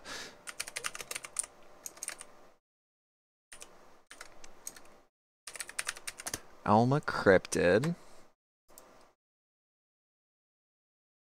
Oh! Oh, it's a Mongolian Yeti. Okay, hang on, let me... Because this one doesn't... A lot of the Alma pictures have, like, tits out. This doesn't. This is apparently an Alma. You learn something new every day. Or at least I hope you do. Anyways. Moscow found that the area in which snowmen had been sighted ranged from the Himalayan mountains to eastern Siberia. That is 100% Himalayan. Holy shit. In August of 1957, a joint expedition by the Uzbek Academy of Science and Leningrad University. That is a whole man. That is a whole man. One of these scientists, Professor Alexander Pronin of Leningrad University, reportedly saw a Golub Yavin, a local name for the Alma. He later recounted that sounds like that shit Sue will call the whole voice chat. At first I thought it was I don't know how else, but doing good. About to find out you dozed off while letting it charge and the eepiness caught up with you. Watching while you finish the setup process. Fair enough, you're on your phone. Install Firefox as your first order of business. Yo, that's a man! And 3 days later saw it again at the same spot. He said that it had long arms and was walking on 2 feet in a slightly stooping manner. He also said that it had a thick-set body that was covered in dude. That's like someone I've worked with when I was a package handler. Since he waited several months to He's got the same face. However, a number of Soviet zoologists, such as Yevgeny Pavlovsky, supported the possible existence of the creature. Boris Porshnev, the man who helped start the snowman search, was a friend of Bernard Heuvelmans, the father of cryptozoology. Look at that monkey. He and Heuvelmans disagreed on what exactly the snowman was. Heuvelmans' hypothesis was that the snowman was either an entirely new species or that it was a descendant of Gigantopithecus. Porshniev's hypothesis, Huh. published by the Soviet Academy of Sciences, The suggested that Soviet snowman may not be a new Sasquatch! species at all, What? but rather a surviving group of Neanderthals. During the 1980s, Soviet scientists Why is cooperated there with the such cool International Society of Sasquatch? Cryptozoology, That's the or coolest shit I've ISC. ever read. In 1982, from August 27th Can someone get me a to copy of that September book? 22nd, cryptozoologist It looked like a book. Dmitry Bayanov traveled to the Tajik SSR to investigate Alma sightings. In Volume 3 of the ISC's research journal, he stated that Tajikistan's environment could be home to an ape. There are plenty of animals and plants for a possibly omnivorous ape to eat, and there weren't that many. By the way, humans in Pitches, the could you do me area a favor and like He send believes me that the between name of the environmental laptop that you conditions bought? and the number of sightings, I just that want to there make was things an Alma easy in the for you. Having like In an actual 1988, computer. Valentin Sapunov of Leningrad State University Oh looked my through hundreds lord, of would you eyewitness accept one of those reports flowers? the Alma. I He would. estimated that they were on average 6'3" or 100. Almas are also in Russian areas like He also Siberia. found that no matter what kind of media someone read or watched, they all had fairly consistent reports of the Alma's description. Yes, This you would. suggested Good, that Alma good, sightings good. weren't influenced by popular culture or other sightings, but rather on a real animal. In July and August of 1989, Sapunov served as the scientific lead of an expedition into the So Tian fucking Shan cool. Mountains This in is so modern-day fucking Kazakhstan. cool. The expedition's goal was to find evidence of the Alma. They used pieces of cloth that were saturated with pheromones from the African chimpanzee and okay. placed them on easily visible trees near the team's camp. During the night of August 1st, heavy footsteps and smashing sounds were heard. In the morning, the team found footprints both near their camp and by the trees. Based on the size of the footprints and the length of the creature's stride, it was calculated that the animal which made them was 220 centimeters, or 7 feet and 2.5 inches tall. That's a and tall weighed 250 motherfucker. kilograms, or 550 If pounds. cryptozoologists In the ain't finding morning this of August motherfucker, 9, talent scouts for the Harlem Globetrotters definitely are, cause holy shit, 7 foot, what? Moving through the bush. They followed with cameras, but didn't see it. Imagine Upon Sasquatch examining on area the around court. The camp, they found that the Alma had torn the cloth. I'm just seemingly saying, by hand rather than imagine with it. teeth. The creature had approached up to their clothesline, but departed when the team woke up. The Alma had left a fist imprint in the ground. and Okay, tracks can you that imagine were if an 8-foot identical to the Bigfoot was ones on the court? previously He'd be found. unstoppable. After the trip, Sapunov believed that the There'd be a Alma existed, mortician and that next to the pheromone coach. method could locate Jordan the would still creature. probably While he win. did plan to return to How many Alma, rings you got, he was never Sasquatch? able to. How many rings you got? Just 2 months before the Soviet Union was dissolved, a joint Chinese and Soviet expedition sought evidence for the Himalayan Yeti. During the trip, biologist Arkady Tishkov observed one on the slopes of Mount Shishapangma. He watched the creature for around an hour and attempted to take photos of it, but it was too far away. When Tishkov began to approach it, the Yeti fled. Steller's The sea cow Yeti was a large fled. marine mammal from the North Pacific. You didn't most win, closely related he to the left. dugong. It's assumed to have gone extinct in the late 18th century when sightings dried up. But this assumption was seriously shaken by a detailed observation made in 1962. The crew of the whaling ship Baran was near Cape Navarre. Yo, that's when a they spotted Pokemon. half a dozen unusual animals. That's a Pokemon. The witnesses, Look at most that of them fucking seasoned thing. Hunters and whalers all agreed that the animals were unlike any animal they'd seen. The creatures were reportedly 6 to 8 meters, or 20 to 26 feet in length. This is around the same size as Steller's sea cow, and larger than the only other similar-looking animals in the area, walruses and narwhals. Being slow in movement, they were unlikely to be whales. The crew described them Yeah, as no, having whales split move lips, shockingly bristled pretty nose, damn and a fast. hooked tail, all of which matched the description of Steller's sea cow. The next morning, similar animals were again seen in the same area. The place they were spotted was also rarely visited by fishers, and it had an abundance of sea cabbage, which is something that Steller's sea cows fed on. All of this was reported by marine biologists in Pre-Rota, a scientific journal published by the Academy That's of a whole Sciences of fucking the Pokemon. Of I'm course, sorry, the I can't see scientists anything thought that else. The Baran report needed confirmation, and that a special expedition should be sent to confirm it. Unfortunately, it doesn't. By the way, seem we like there did was watch ever a the follow-up. video on cryptid In December of horses pitches. That's the only 1967, cryptid a video you government actually newspaper missed. reported that a pair of snake-like sea serpents have been observed by helicopter pilots from the ship Sovetskaya Rossiya. The sighting was in the Southern Ocean near Antarctica. The sea serpents were described as 15 meters or 49 feet in length and about 1 meter or 3 feet in width, with light brown skin. After initially resting on the surface, they began to move with convulsive serpentine motions. Unfortunately, the shit's cool. It is. I've got nothing to say. Shit's just fucking awesome, and I am enthralled as it was feared that they could into be dangerous for cryptids. shipping. Other later sightings of the creatures described them as hunting whales and traveling in groups of 30. Cryptozoologist Dale Drinan theorized that they were a marine saurian, a cryptid which he believes to be a descendant of the mosasaur. The Irkuium is a cryptid bear from the Kamchatka Peninsula. This bear is described as having a height at the shoulder of 4.5 feet, or 1.4 meters, and a weight of more than 2,000 pounds or 900 kilograms. It has a white coat, narrow body, small head, That thing's just long cool. forelegs, That thing's and just a bulge of cool fat looking bear. hanging down between the short hind legs. Soviet hunter Rodion I genuinely Sobolovov think, collected like, eyewitness the most likely cryptids that would exist, right? I genuinely think the ones that are in that category of, like, most likely to exist, I genuinely think they are the ones that look like normal-ass animals. Saurian just basically means dinosaur. Yeah, but it goes hard.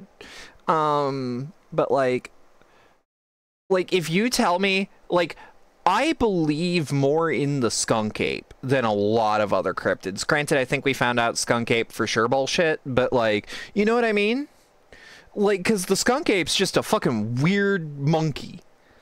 Most likely cryptids are ones who probably are just new species of already existing animals. It's why I believe the horse thing more than other cryptids, because it's like, especially if the natives of an area are like, yeah, no, we had this. I believe that more than the average person.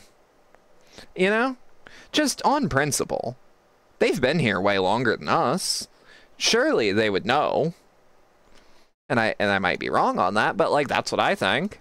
Accounts of the Irkuium in the 1970s. They've probably seen some shit we never thought of. That reindeer hunters had allegedly killed the cryptid multiple times between 1968. Okay, I know they mean, like, multiple cryptids. I thought, though, that it was a cryptid that kept coming to life. Also collected sightings.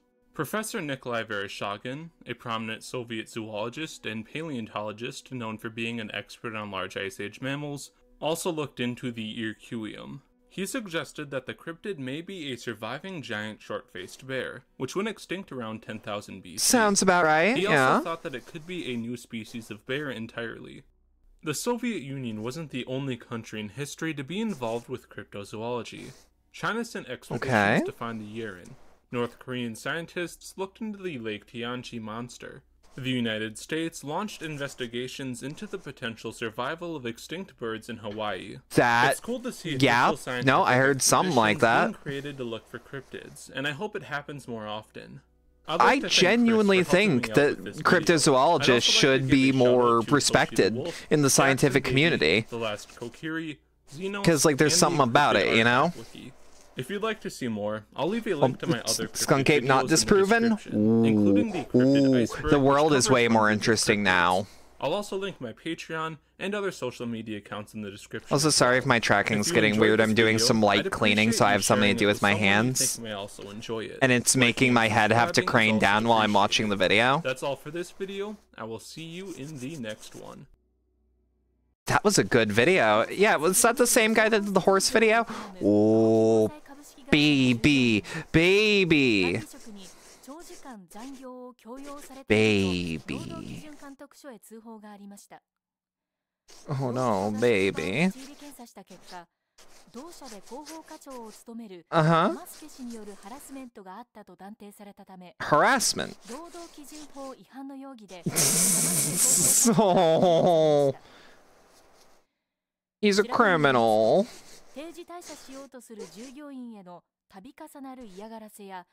But he's just a little guy. But he's such a little guy. Oh, look at him. Let's start with something easy going. Thank you for Figure out this. when Mario's gonna die. Nature What? has broken me.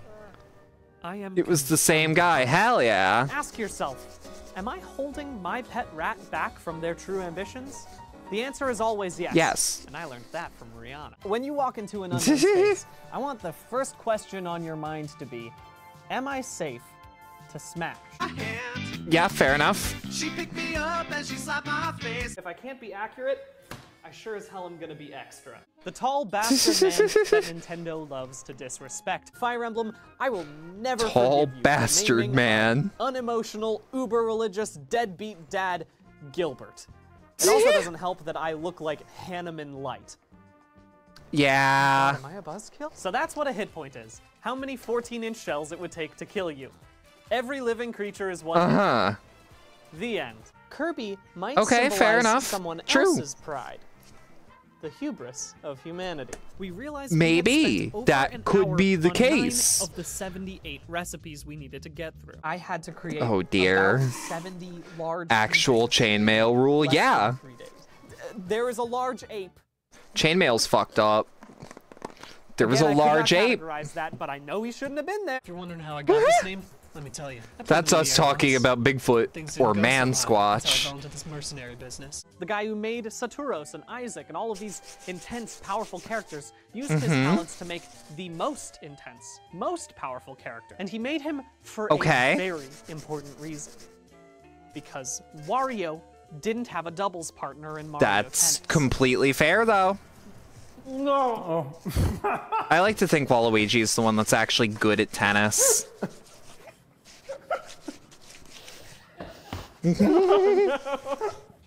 Steam Poggy.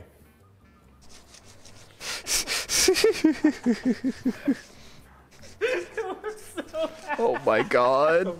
For the entire time I was drawing this, I Yes? wasn't interrogating the true nature of Kirby. I love bugs. No, you weren't. And if you have bugs You in never your do. house, and you make the conscious decision to want those bugs in your house, they aren't pests. I love chainmail. I do too.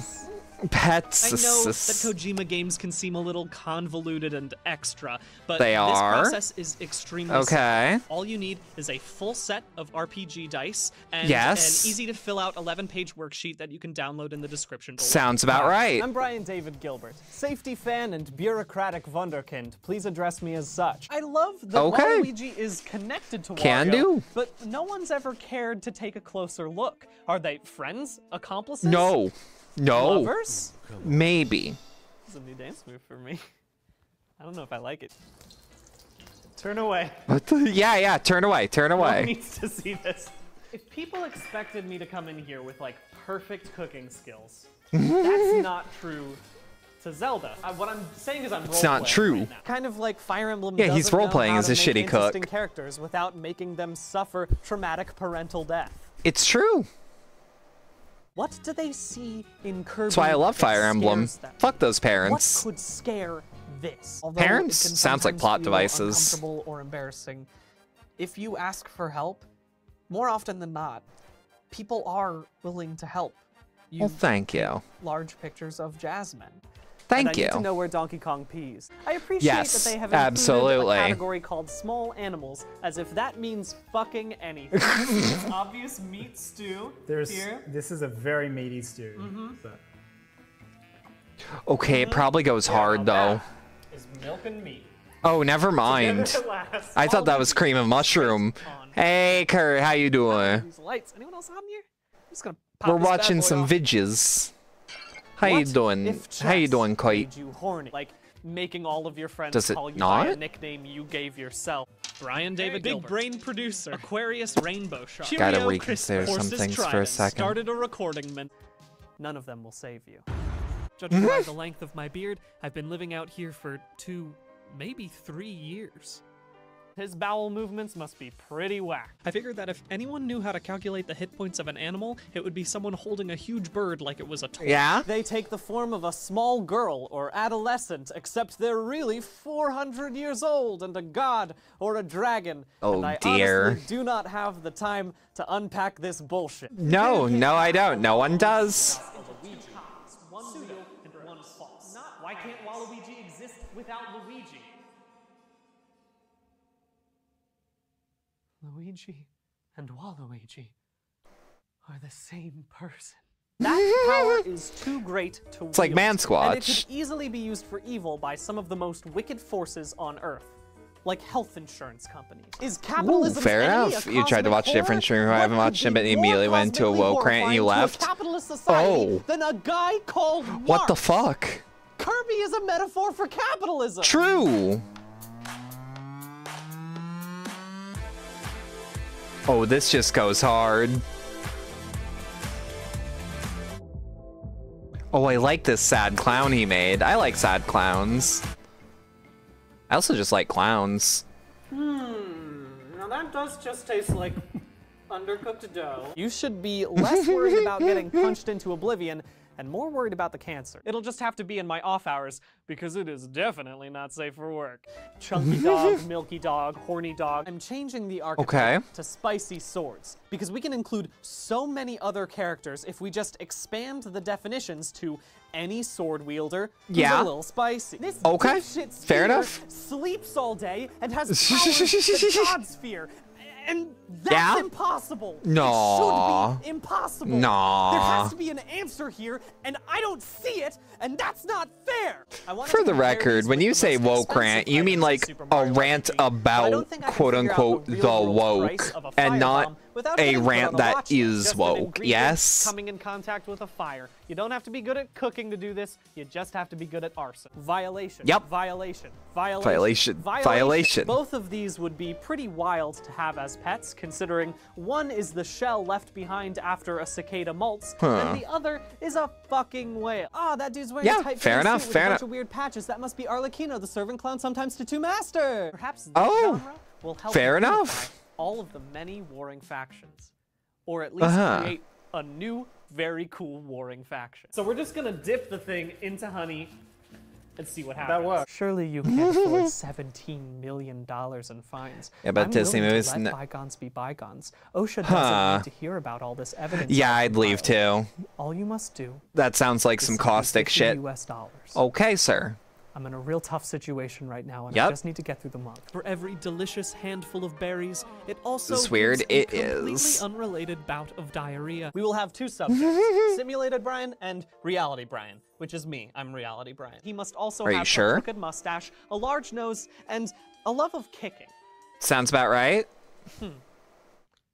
Unfortunately, there isn't an OSHA guide to blood sport. These are all precocious little magic babies. Not yet. Not yet, anyways. Friend. Your value is not Yeah, I don't trust defined geese by for the shit. size or shape of your body. It's about what you do with the body you're given. God damn it. Beautiful, beautiful. That's I. I'm not here to discuss her qualifications, but you are not allowed to fire those lasers at employees. Yes. Just let me game, Mom. As you can see, it didn't go so hot when you try to make an egg tart in a wok. The creepiness of the hallway has crystallized into sad clowns. No one wanted to spend much time in this hallway before, and now they really don't want. Ice cream truck version of Pop Goes the Weasel, which, for reasons I don't understand, always makes me cry. Of course it does. It reminds you of the Commedia dell'arte, because it reminds me of the Commedia dell'arte. What an amazing role for me as Waluigi. Think of the Apple Game Awards. The respect as someone who wished to be Waluigi for so many years. As someone who wished, if there are two personalities, am I number one or am I the one who is Oh God, I'm not a Waluigi. I'm a Luigi. Even in the apocalypse, you can't escape the guy who will bring his guitar to your party. That's Thank true. God the bombs went off before Wonderwall. Thank God. Into a fighter jet, something that only the most skilled Air Force engineers have mastered. That's Here's true. An archetype I Can call confirm. What the fuck, and it's the three characters that make me say, what the fuck? I accidentally hit ultra fast. This killed Death. I waited, hoping the Reaper would respawn, but no. So I rushed through the days, waiting for someone to find my collapsed body in the weird corner of my creepy hallway. But the only people who noticed my quote-unquote death were the utility companies. There are no acceptable entry conditions into a space with a pit full of acid. Oh dear. Oh no. I mean, that just looks like meat. Oh, God. I've been dealing with this small bastard's antics for so long, I need to remind myself why he's here by quantifying his value. Okay, you know what? Just for fun, let's just throw some random numbers in here. Just to, I'm into that. Yeah. Random numbers, gimme. It's hard to describe capitalism as being shaped like a friend. I no longer saw him as a freeloader who sometimes throws up in my bed. I saw him as a companion who sometimes throws up in my bed. The fish pie. Yeah. Well, I mean, every companion does that. I've done it a couple times. Yeah. I put up a papier-mâché man playing the piano, a dartboard that felt pretty jazz to me, and a skeleton wearing a tank top that says, "I heart my daddy," because I honestly didn't know where else. So that's where that went. All I can do is tumble listlessly through the wood, like a star's path from Kirby's maw. Oh my god. He's just eating shit like John Wick. Shit about death. Mission complete. Oh, please tell me that's the final clip. What was this unraveled about? Nice argument, Senator. Why don't you back up Joke, source. My source is I have made it the fuck up. The Mapinguari has another cryptid video. Okay. First off, I actually don't think I've ever heard about the Mapinguari, but I'd love to learn.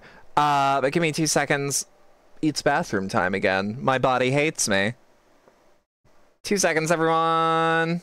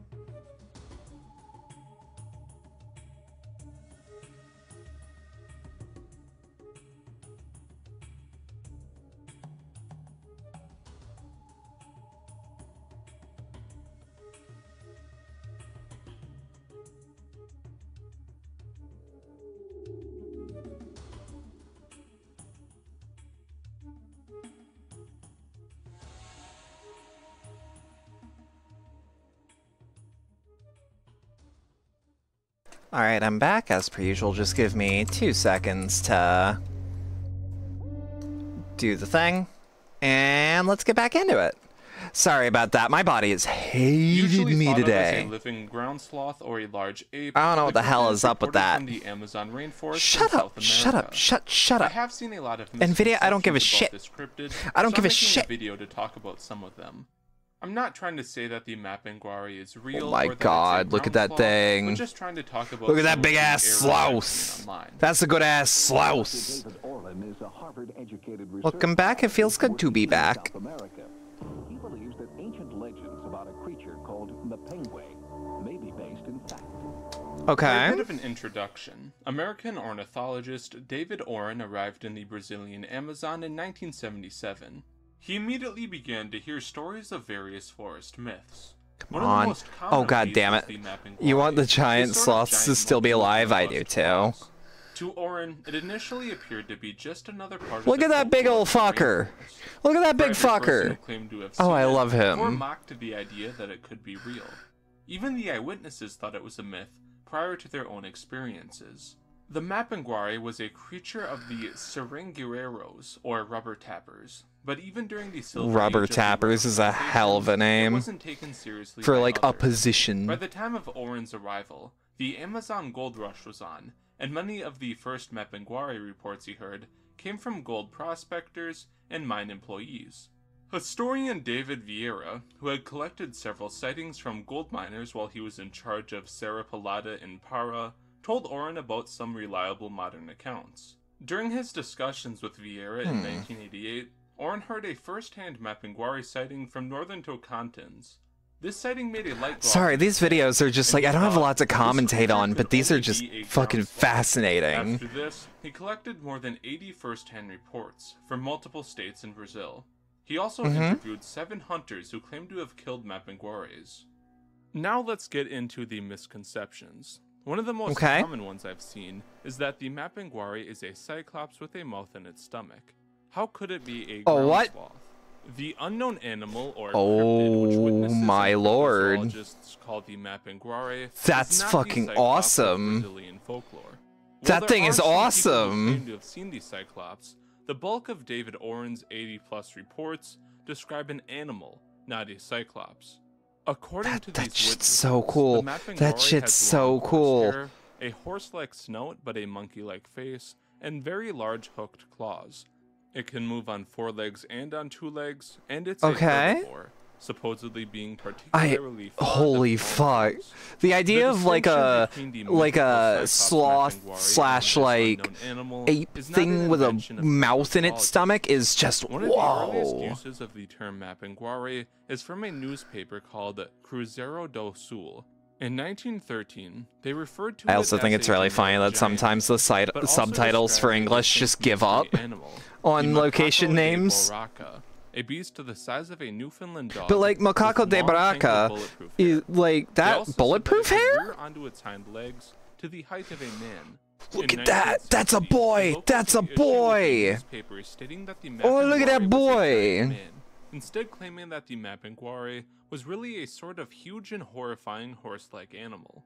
He said that the creature had recently been seen by men working on the road that would link Acre to Brasilia. The first known I use love of when the closed word captioning Mapinguari breaks. being I know associated y'all love with it when an mine do animal too. and not a giant man was around 1926. Like when So the idea like when that it said the penguin. Yeah. Because it just makes you think it's Oswald Cobblepot. possible that people just used the name Mapinguari for multiple mysterious animals and Or just Mapinguari is map inquiry kind of for like some how people use the reason. Chupacabra name to refer to multiple different cryptids. Huh.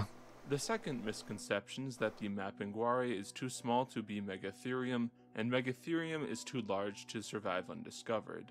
Megatherium is the best known ground sloth, and it reached a length of about 20 feet or 6 meters. This led some people to question how a Mapinguari could remain undetected, but there were actually quite a few kinds of ground Camouflage. sloths, from the sheep-sized Nothrotherium They just look like little to the hills. Diablotherium, to the elephant-sized Or if they go into Megatherium, deep hibernation even and larger like they ground just look sloth like rocks and shit. that haven't yet been categorized. What if that's the ground David Oren breathing? never identified the Mapinguari as a Megatherium. It was usually described as being about the size of a human or a little larger, not the size of an elephant. His original theory was that it was a mylodontid sloth, mainly because of its bulletproof hide. The idea of a bulletproof hide is like, whoa. After looking further into anatomical Holy shit, you know? He switched to a megalonychid identity. Like, I feel like people gotta look into that, like, how to recreate that ethically for, like, personal protection, because I'm fascinated with that idea. Osteoderms are the bony armor-like structures that were found underneath the skin of certain ground sloths. I don't think I've ever thought of this. Mapinguari was a mylodontid, as they had osteoderms. After further research, he changed his mind and instead thought it was a megalonychid. Now, megalonychids don't have any osteoderms, so how does that explain the Mapinguari being bulletproof? Some have pointed out that the Mapinguari seemingly mixes different species of ground sloth together. Okay, maybe. Whoa, look at that boy! Look at that boy! Holy shit, that's a man! Keep in mind that the stories of the Mapinguari being shot don't describe the bullets bouncing off or anything like that. They just describe the Mapinguari being shot, usually followed by the shooter fleeing. In one case, a guy shot at the Mapinguari multiple times. That was a thick-ass boy. It was. Damn, boy, he thick. That's a thick-ass boy. Many animals, especially somewhat larger animals like the Mapinguari, I love sketches of, the skeletons of potential cryptids. Those are always so cool to me. Additionally, the ground sloth's smaller cousins are very tough creatures. Naturalist Charles Waterton said that the I want to pet one. To be fair, an animal with a thick skin can shrug off bolts without drawing much blood. Yeah, like, it's not gonna hurt. It's like... It reminds me of in John Wick 2, where it's like... No pass-through, but... very painful. And like, John takes off the jacket at, like, 3/4 of the movie to like, just... get ready for the night, and you just see him fucking covered in bruises. But like, that's kind of how I imagine like thick fur like that stops bullets works, where it's like, oh, it fucking stings for it to get shot, but like, it can shrug it off. Disputes with the death, every inch of flesh in its body. But look at this little man. Look at this little man. Would likely be as well. Another point brought up is that ground sloths lived in savannas and steppes, not rainforests. Why would the Mapinguari be most often sighted in the Amazons then? Remains from the That's actually a good question. Mylodontids and megalonychids, as well as the large ground sloth Erotherium, were found in the Amazon region, as well as the rainforest. Whether or not the Amazon was a rainforest or a savanna during the Ice Age is highly debated, but some research on the subject indicates that at least to the Sorry, I'm trying to lean back a little bit, get a little cozy. Amazon lived in a rainforest-like environment. Regardless of their habitat, ground sloths were in the Amazon region. Right. Other ground sloths, like the Australornis, they're just not as common as the tree sloths, I guess we'd call them. Eastern coast. In North America, God, sloths are so cool. I think they're so neat. Swamps.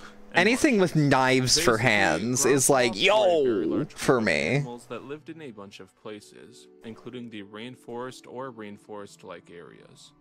Another thing people question, especially in regards to the debate over whether or not the Mapinguari is a sloth or a large primate, is how would a ground sloth pull the tongue out of an animal? I don't know. Like, pull specifically is a good question.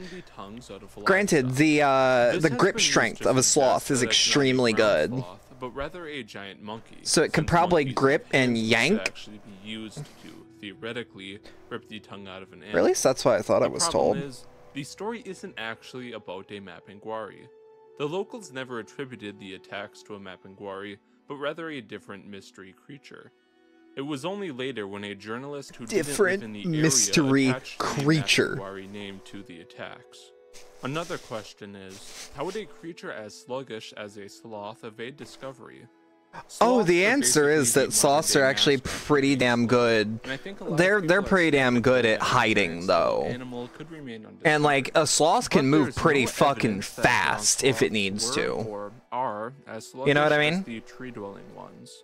Modern xenarthrans, the group of animals ground sloths belong to, are capable. Oh, look at that boy!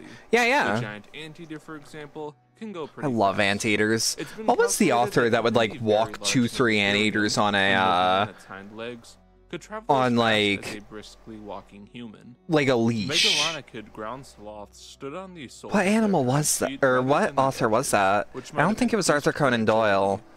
The Mapinguari itself Might have is been, though. described by Oren as surprisingly agile on all fours, being capable of moving swiftly and forcefully if threatened. Furthermore, I know who you were almost all talking xenarths, about. Yeah. even the giant anteater, are rarely spotted animals. Zoologist Ralph Wetzel, Hang on. who discovered the Chacoan peccary, Because now we need to seriously know. believed that there could be an undiscovered but widespread Let me species see. of tree sloth in the western Amazon. While a tree sloth is much smaller than a Mapinguari, it's also much more sluggish. The final point in question I see people ask is that Author that even walked if the anteater. Mapinguari Salvador is a ground Dali. sloth, why regarded as anything more than a It was folk Salvador memory? Dali. A number of cultures have stories about animals that went extinct long ago, but the memories of the animals were passed Yeah, down I found it. I found the exact image I was talking now, about. This is a matter of opinion, but it's worth looking at. It's even been claimed that the whole idea of living ground sloths is based on cryptozoologists misinterpreting anthropological speculation about folk Maybe? memories. David Oren's theory that the Mapinguari was a ground sloth was inspired by a first-hand sighting he received from a gold. Yeah, I'll send the The miner picture to the himself stream didn't seem context to be because I looked it up on my familiar phone. with That is one of the things I like As about doing Oren these streams is if I like need to fact check something, I can just open Google on my phone. Oren believed that the Mapinguari, Yeah, hang if on. real, I gotcha. could only have gone extinct within the previous few decades due to the first-hand sightings he had heard. During subsequent expeditions, he reportedly heard its call and discovered Mapinguari tracks. The ground sloth theory was supposed to explain actual contemporary sightings of the Mapinguari, not folk stories that had been around for Hang on. generations. Huge thank you to the Cryptid Archive for writing a bunch of this video. I'd also like to thank my patrons Timothy and the YouTube channel Alright, it's Wild sent. World for their support. If you'd like to see Arthur Conan or not Arthur. Salvador Dali walking his anteater. I'll also link my Patreon and other social I had media like a accounts there as weird well if you'd little like to like I had I'd like a also weird like to little hear what you Mandela think moment about the Mapinguari. of Do like you think it's I real? keep Do you thinking think it's it's Arthur still Conan Doyle around? for some reason, but also I keep thinking that he was walking 3 anteaters. As well as any other questions. But that's not even like, oh, I dipped into That's another all for this dimension. It's like, video. no, I think Thank I you just for saw an watching, edit. And I will see you in the next one. Yeah, that guy makes some good shit.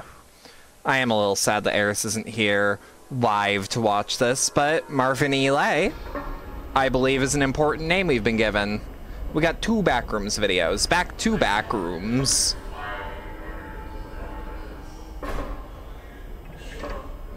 So are these still done in Blender? Because, like, it's really impressive if so.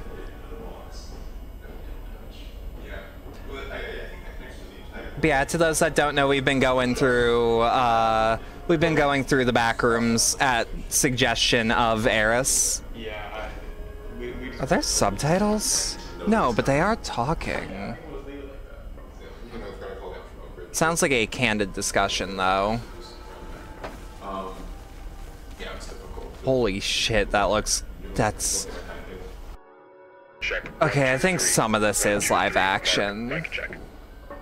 You're all good. This is Marv, 1, 2, 3. Marv, mic check, 1, 2, 3. Great. This is George, Mike.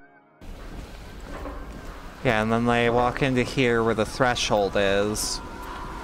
It's already been turned on, already has a gateway. Haha, what if it's not a door but it's a mirror? Anyways. It's Gary Mann. That's just Gary Mann. Wait, why is that guy not wearing a suit? Wait a minute, why is that guy not wearing a suit? What the fuck? Is he supposed to be here? I also love the music here. It reminds me of some of the music I've heard in like a lot of source mods. Okay.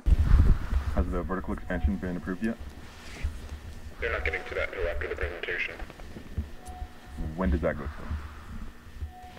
Sorry, can you repeat? What day will the tour be over? From the 7th to the 10th. I do really like the async hazmat suit.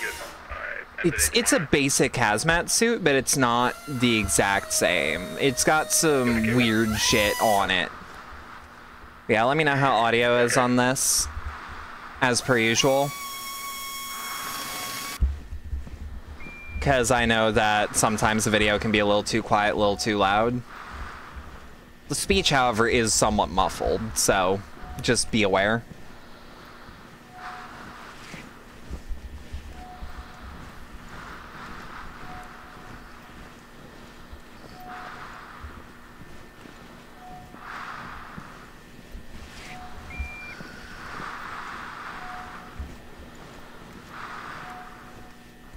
God, this is a genuinely cool series, though. Okay, good enough. It's got some genuinely neat stuff in it.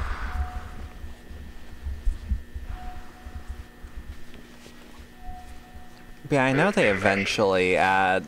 Oh.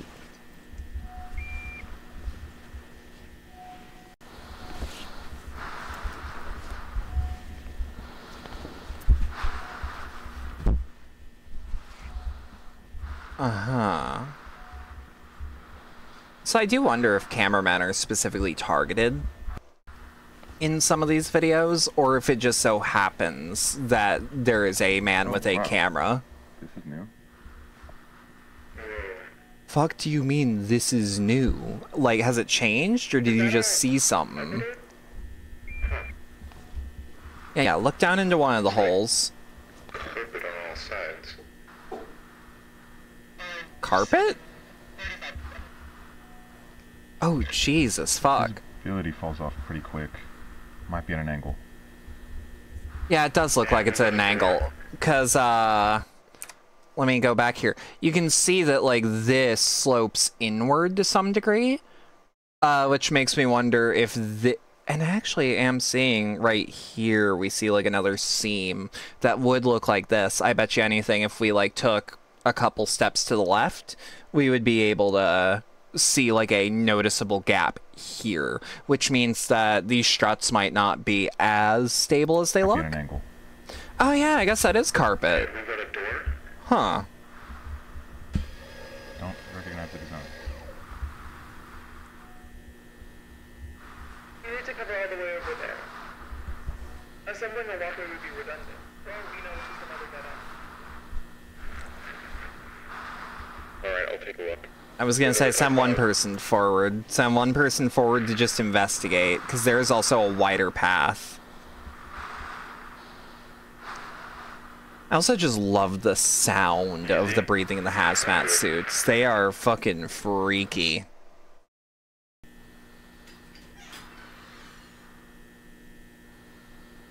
Oh my god. What do you see? Everything okay? Marvin, get the camera over here. Across? Fine, just hurry. Okay. Fuck do you mean hurry? Fuck do you mean hurry? One moment, alright. Okay. Okay. Quick, seriously. Yeah, I'm going. Yeah, the camera must also be throwing off his center of balance to a degree, so, like, he's gonna have to go slower. Oh, nope, text. Hang on. What did that say? Was it from this angle? No, it was further back. Hang on. No, because there was like text that rapidly flashed on screen for a second. There we are. There's the artifacting.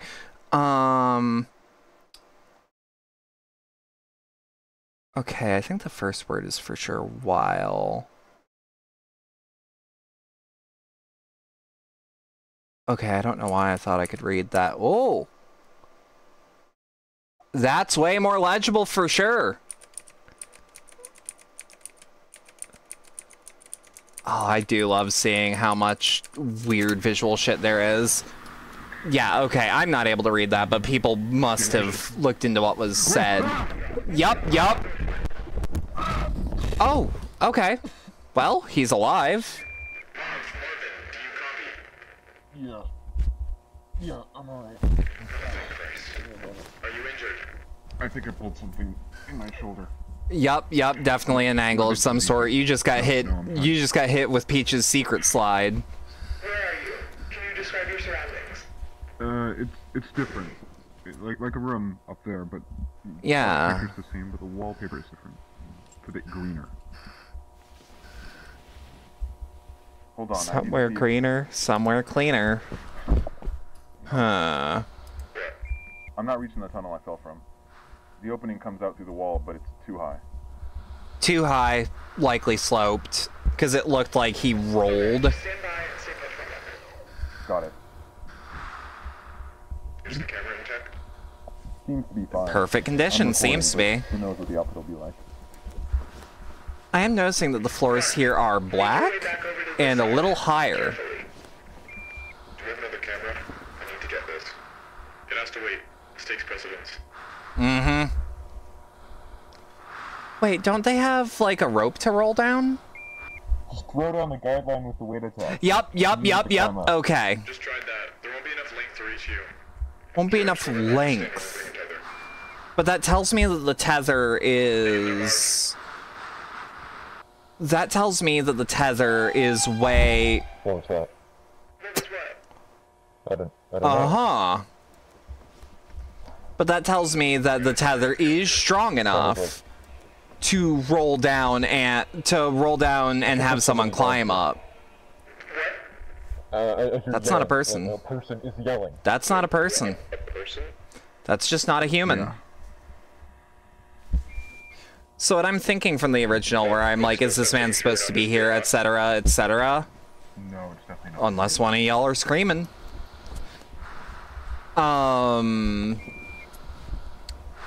Either way. Like, the guy in that room, that must have been a forward operating base that's safe from any corrupting influence. Like a more stabilized area. Oh, Butchki. Streetlights. The left hallway, and it's right there, under the gas. Uh-huh. You need to stay at the hole. George will wreck any minute, then we can assess the situation from there. Oh, no. I'd leave. But what if Miller's right about the null zones? Even if that's the case, I agree with Mark. It's not worth the risk. It's also unsafe to go this alone. You're stupid. I'm sorry, this man is stupid. If he dies, oh no. Anyways. Hello? Can you hear me? What are you doing? I'm trying to find them. I know how to get back. What in the goddamn? Keep us posted. Okay.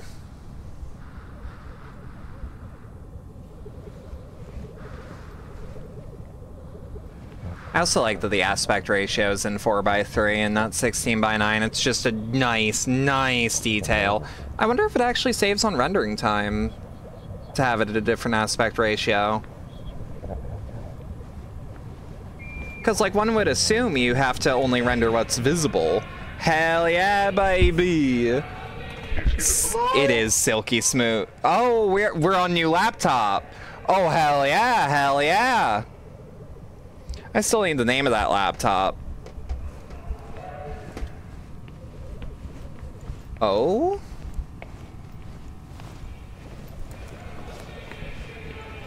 Can you hear me? Anything? Thank you for reminding me. Let me grab that. Yeah. It's nothing I can act on right this moment, but you know.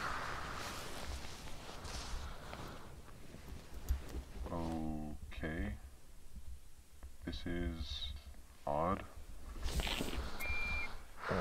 There are inverted turn signs in this room. That, yep. Carpet.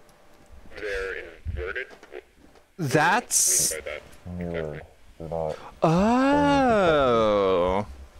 This is what it's like to look at text while you're lucid dreaming.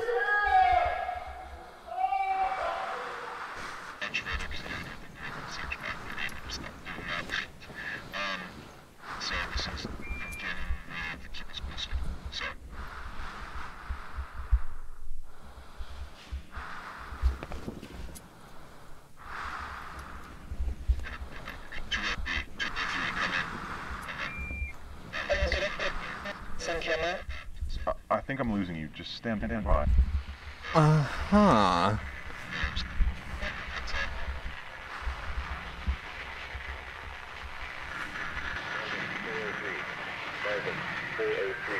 This is just someone's goon cave. There's nothing around it. It's just, that's where someone's gooning. This is Marv.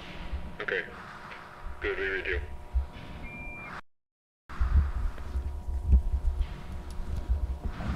Oh my lord. I think someone's been living down here. Living down there? That's not possible. That is an upsetting noise, but it's also... I'm also making the personal note, that's the same sound every time. Which means not a person. Can you hear me? Or at least I'd think so. Sorry, can you repeat that? Marvin? There he is. That's not a person. What is it? That is a fucking person. Yeah, yeah, yeah, yeah, yeah. Yeah, yeah, yeah, yeah, yeah. Yeah, yeah, yeah. Yeah, yeah, yeah, yeah, yeah. Keep running, keep moving. I dropped the camera at this point. Now you move to your right. Your right. Yep. Just keep moving, and once you get down there, tuck and roll. Tuck and roll. Hot dog style, not boulder style. Pretend you're a weenie on a roller, bud. Keep moving.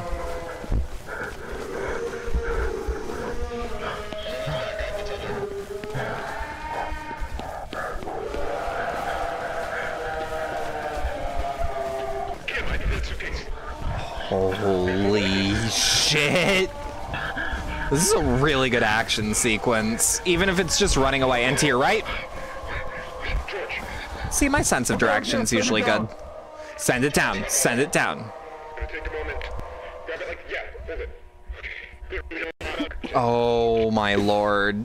Keep moving. Keep moving. Just bring it down. Don't make a noise. Do not make a fucking noise. Briefcase? Like as an anchor?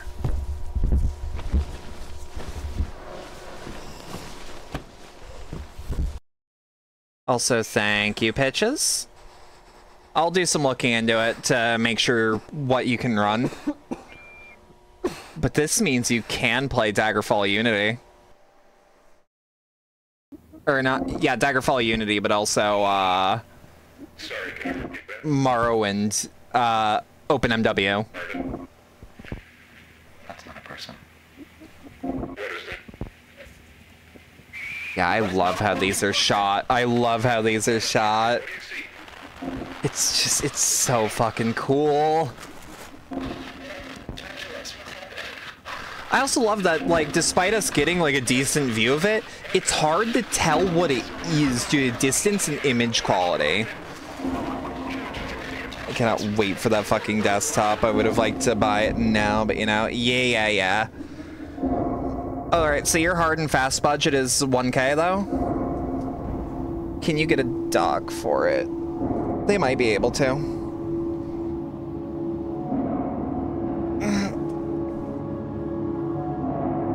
Hang on, it's cold again. I gotta flip this jacket on. You can get a monitor and external KBM to makeshift desktop. It's the processing power, not the actual desktop sort of deal, if that makes sense.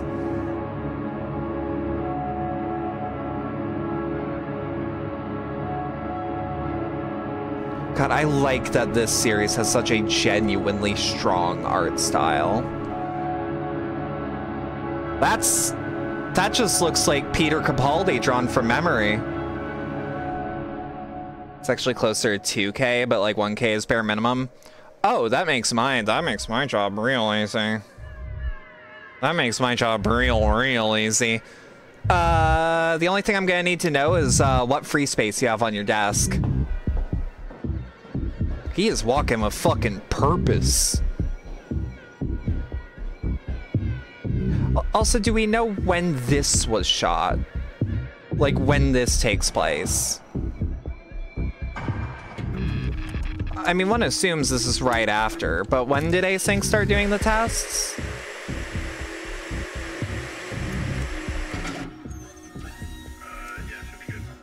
You'll get back to me on that? Yeah, I'm just gonna need to do basic, height doesn't matter much unless you have a height clearance you have to make. I need width and length. Cases are a bit tough is all I'm saying.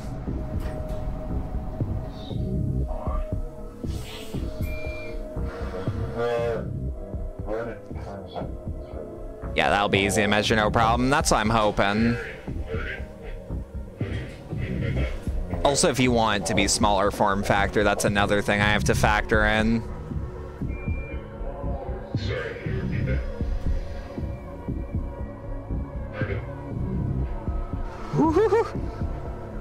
That is a fucking expression.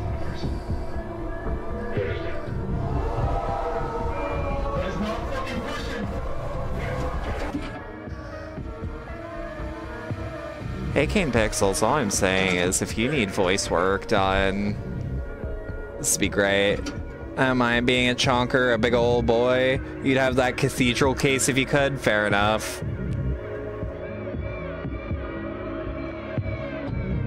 Yeah, having a working laptop alone is a good thing.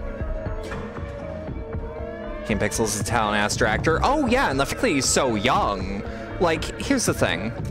My initial thing was I just didn't want to give a minor much of a platform, if that makes sense. I can acknowledge talent, but it's like, but I don't want my 18+ community to have to like bombard someone over age, you know, or underage, you know? But like, I mean, he's 18 now, or over 18 now, so I no longer give a shit. It was mostly just a security thing, you know? And it's like I had my problems with the generalized pitch, but like I'm noticing that a lot of those problems are somewhat unfounded. The balloon. Gotta get the balloon.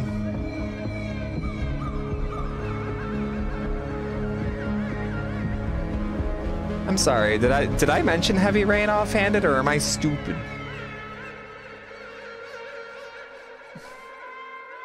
Or are we just doing a bit?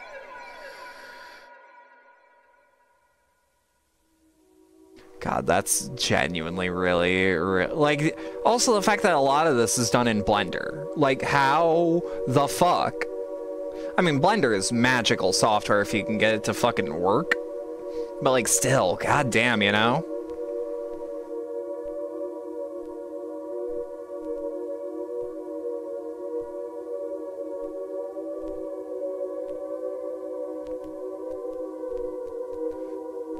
Just a bit about things. Things, you say? Noted.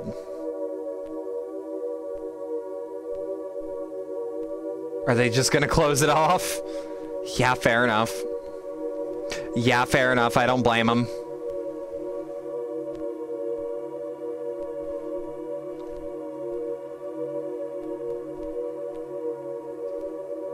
That's how you do it. That's how you do it. Sometimes you just need to break a wall off. Sometimes you literally just need to isolate a wall.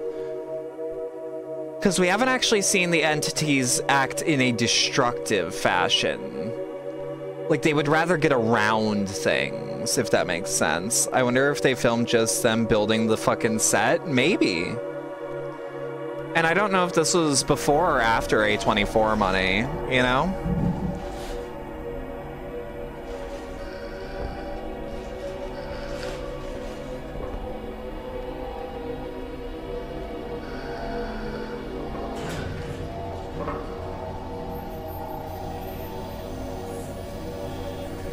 And that's how you do it. That's how you close that shit off. But also leave like a viewport in.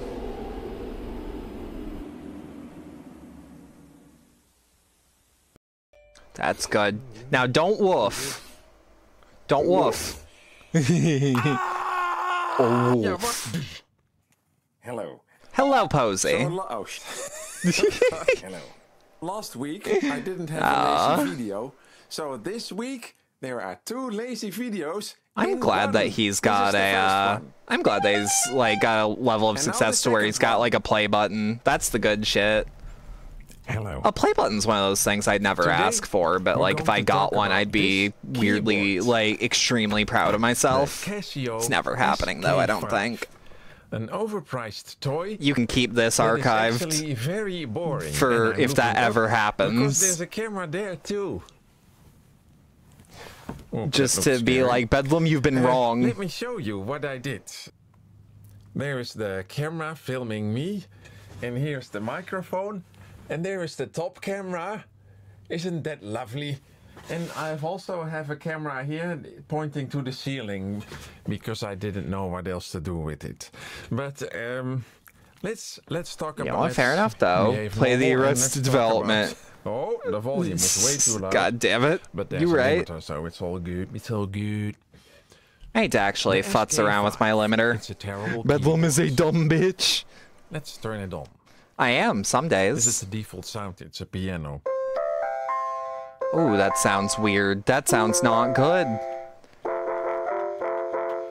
That sounds extremely distressed. The batteries are almost empty. Okay, yeah, that makes sense. There's another preset sound. This is the vibraphone. Ooh, but I kind of like how that sounds with the low battery power. Oh, fair enough. A dog. A dog. There are 8 preset sounds. Oh, subtitles. There are 8 preset sounds. Okay. And one of them is dog. One of them is dog.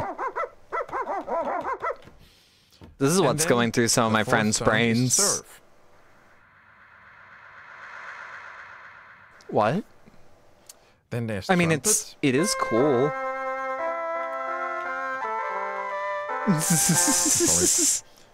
No, don't apologize. Don't apologize. Never apologize. This shit's cool. Then there's chorus. All right, all right. All sounds are sample based, so I don't understand why chorus doesn't sound like an actual chorus. I am curious about that. And the last one, flute. Ooh, that's I don't like that one. That hits the ear wrong. By now, I'm not a professional keyboard player. That's fine.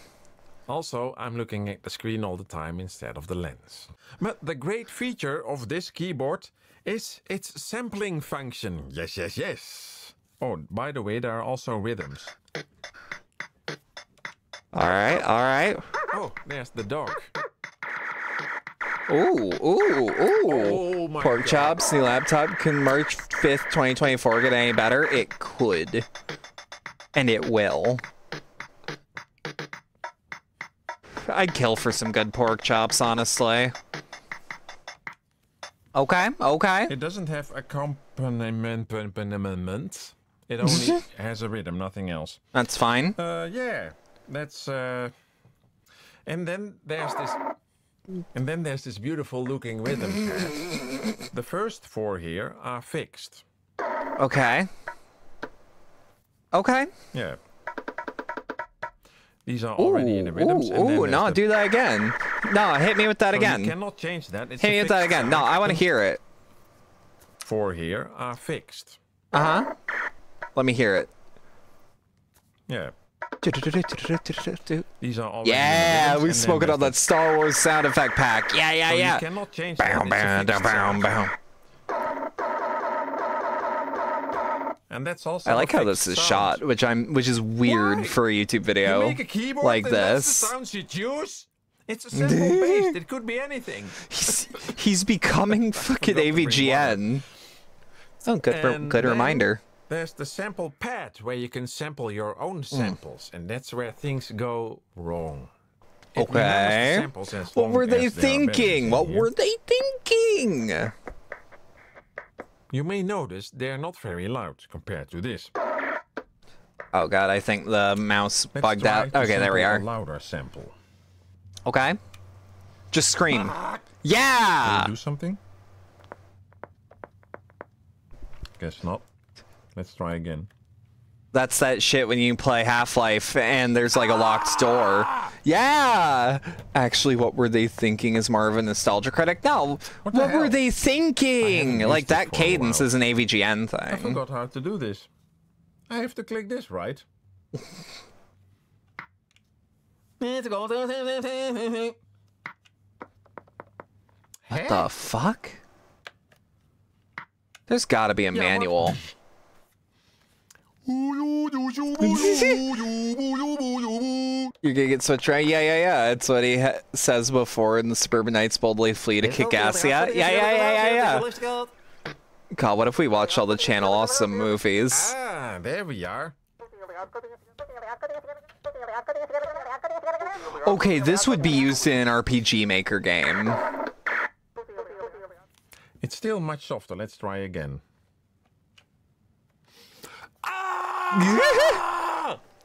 Many have been saying this. We should do it one day.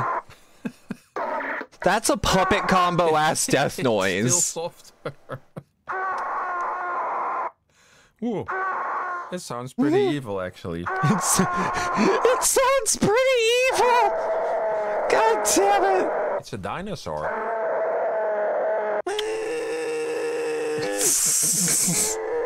Anyway, I also love puppet combo. Or a Doom monster. No, they use the sound of like a camel. How about that? How about that? Okay, hit me.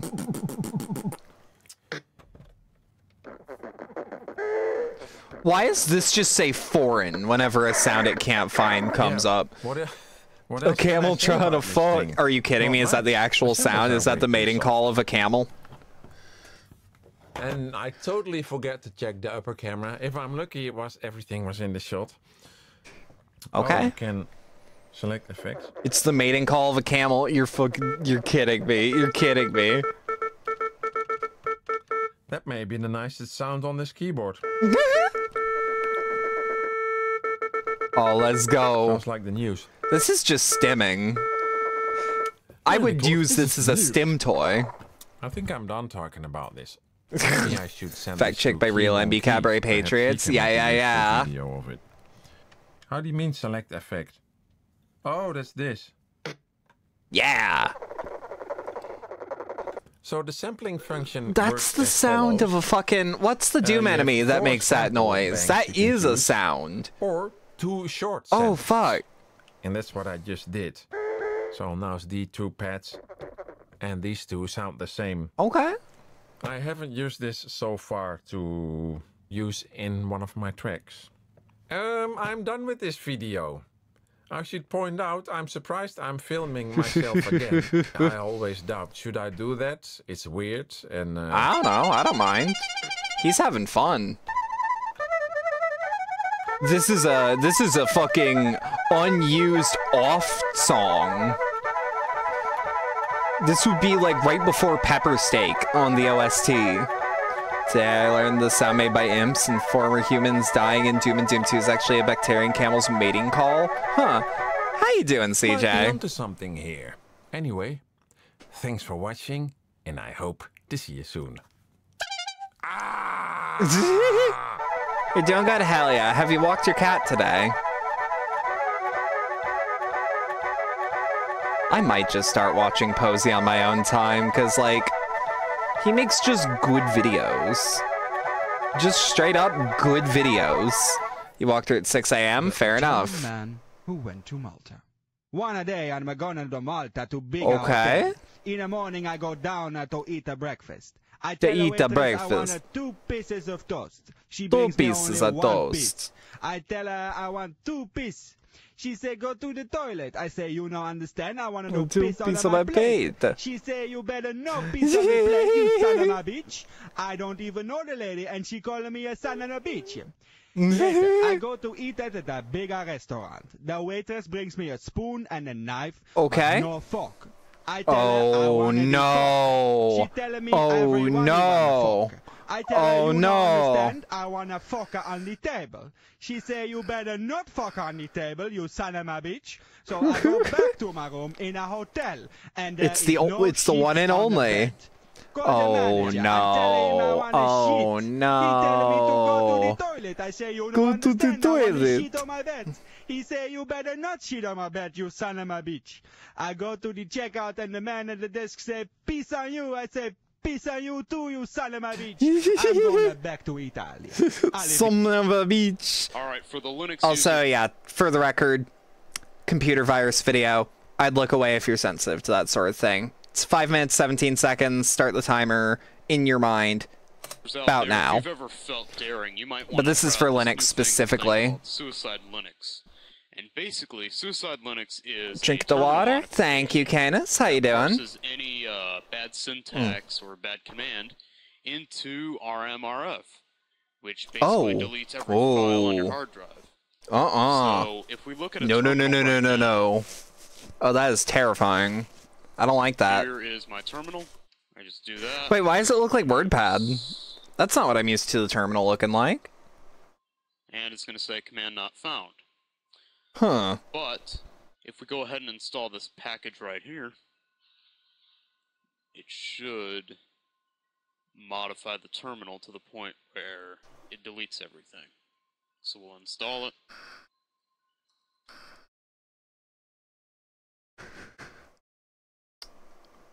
Is this going to scare me? It might.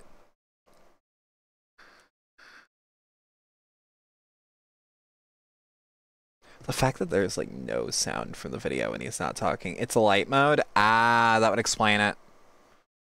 What distro is this? I don't think I'm familiar, or at least I haven't used this one. I've only used a couple distros in my time.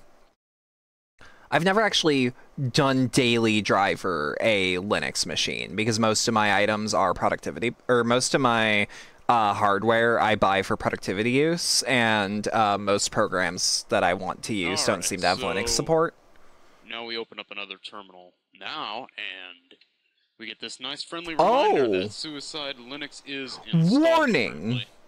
Okay, not a computer virus. This looks like super old Ubuntu. That would explain it. So we're going to go ahead and make this a root terminal. Oh no. Alright, let's go ahead and cd a non-existent directory. Oh dear. Okay. Let's just put in random junk.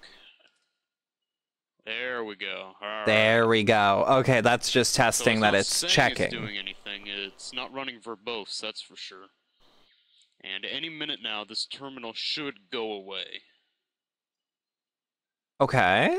So we're just going to wait for that. This is just fascinating to me.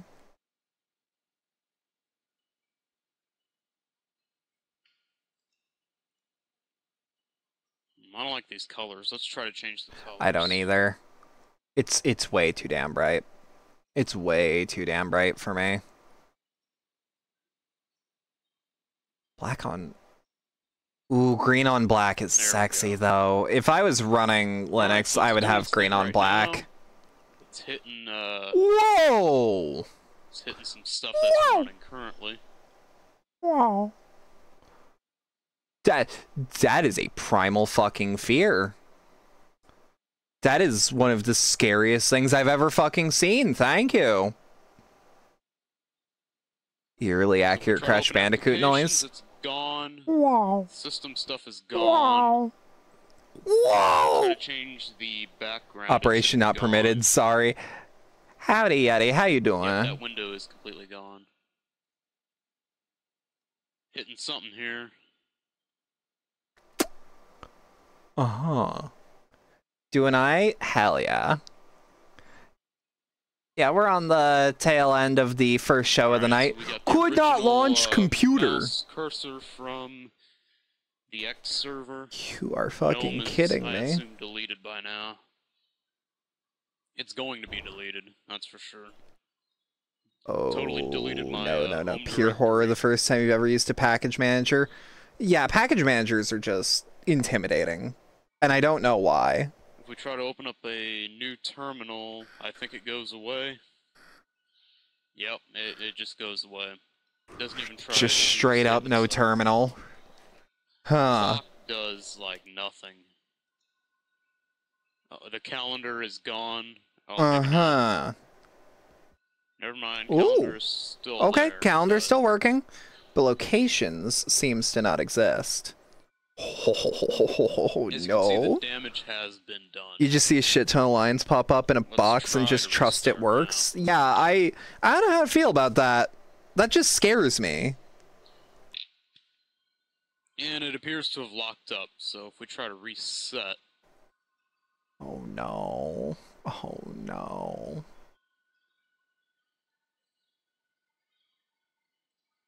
It won't be able to boot to anything. Congratulations, that's the scariest fucking thing that can happen to your computer.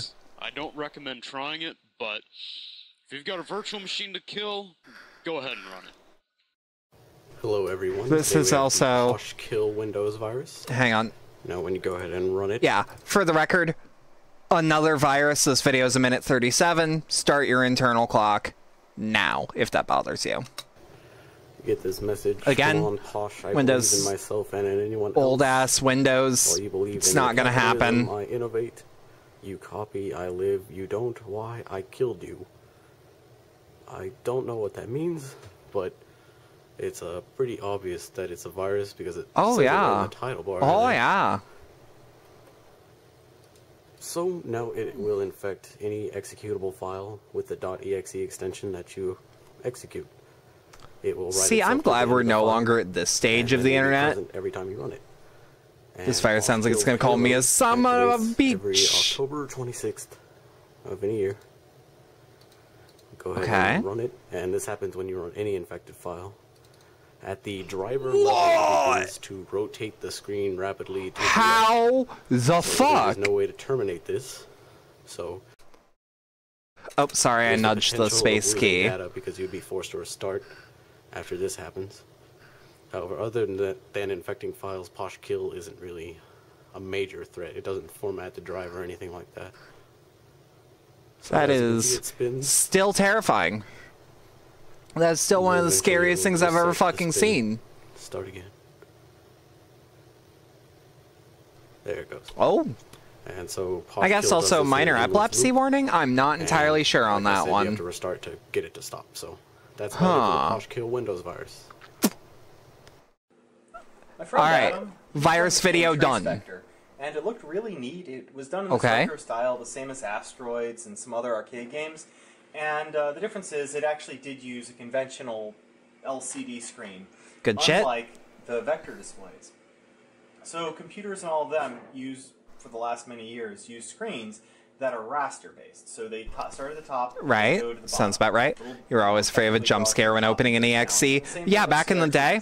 Or like you download something off of LimeWire or Kazaa, and like it was very likely like, hey, you want the music video for like Linkin Park's in the end? Okay, how about a video of two camels fucking?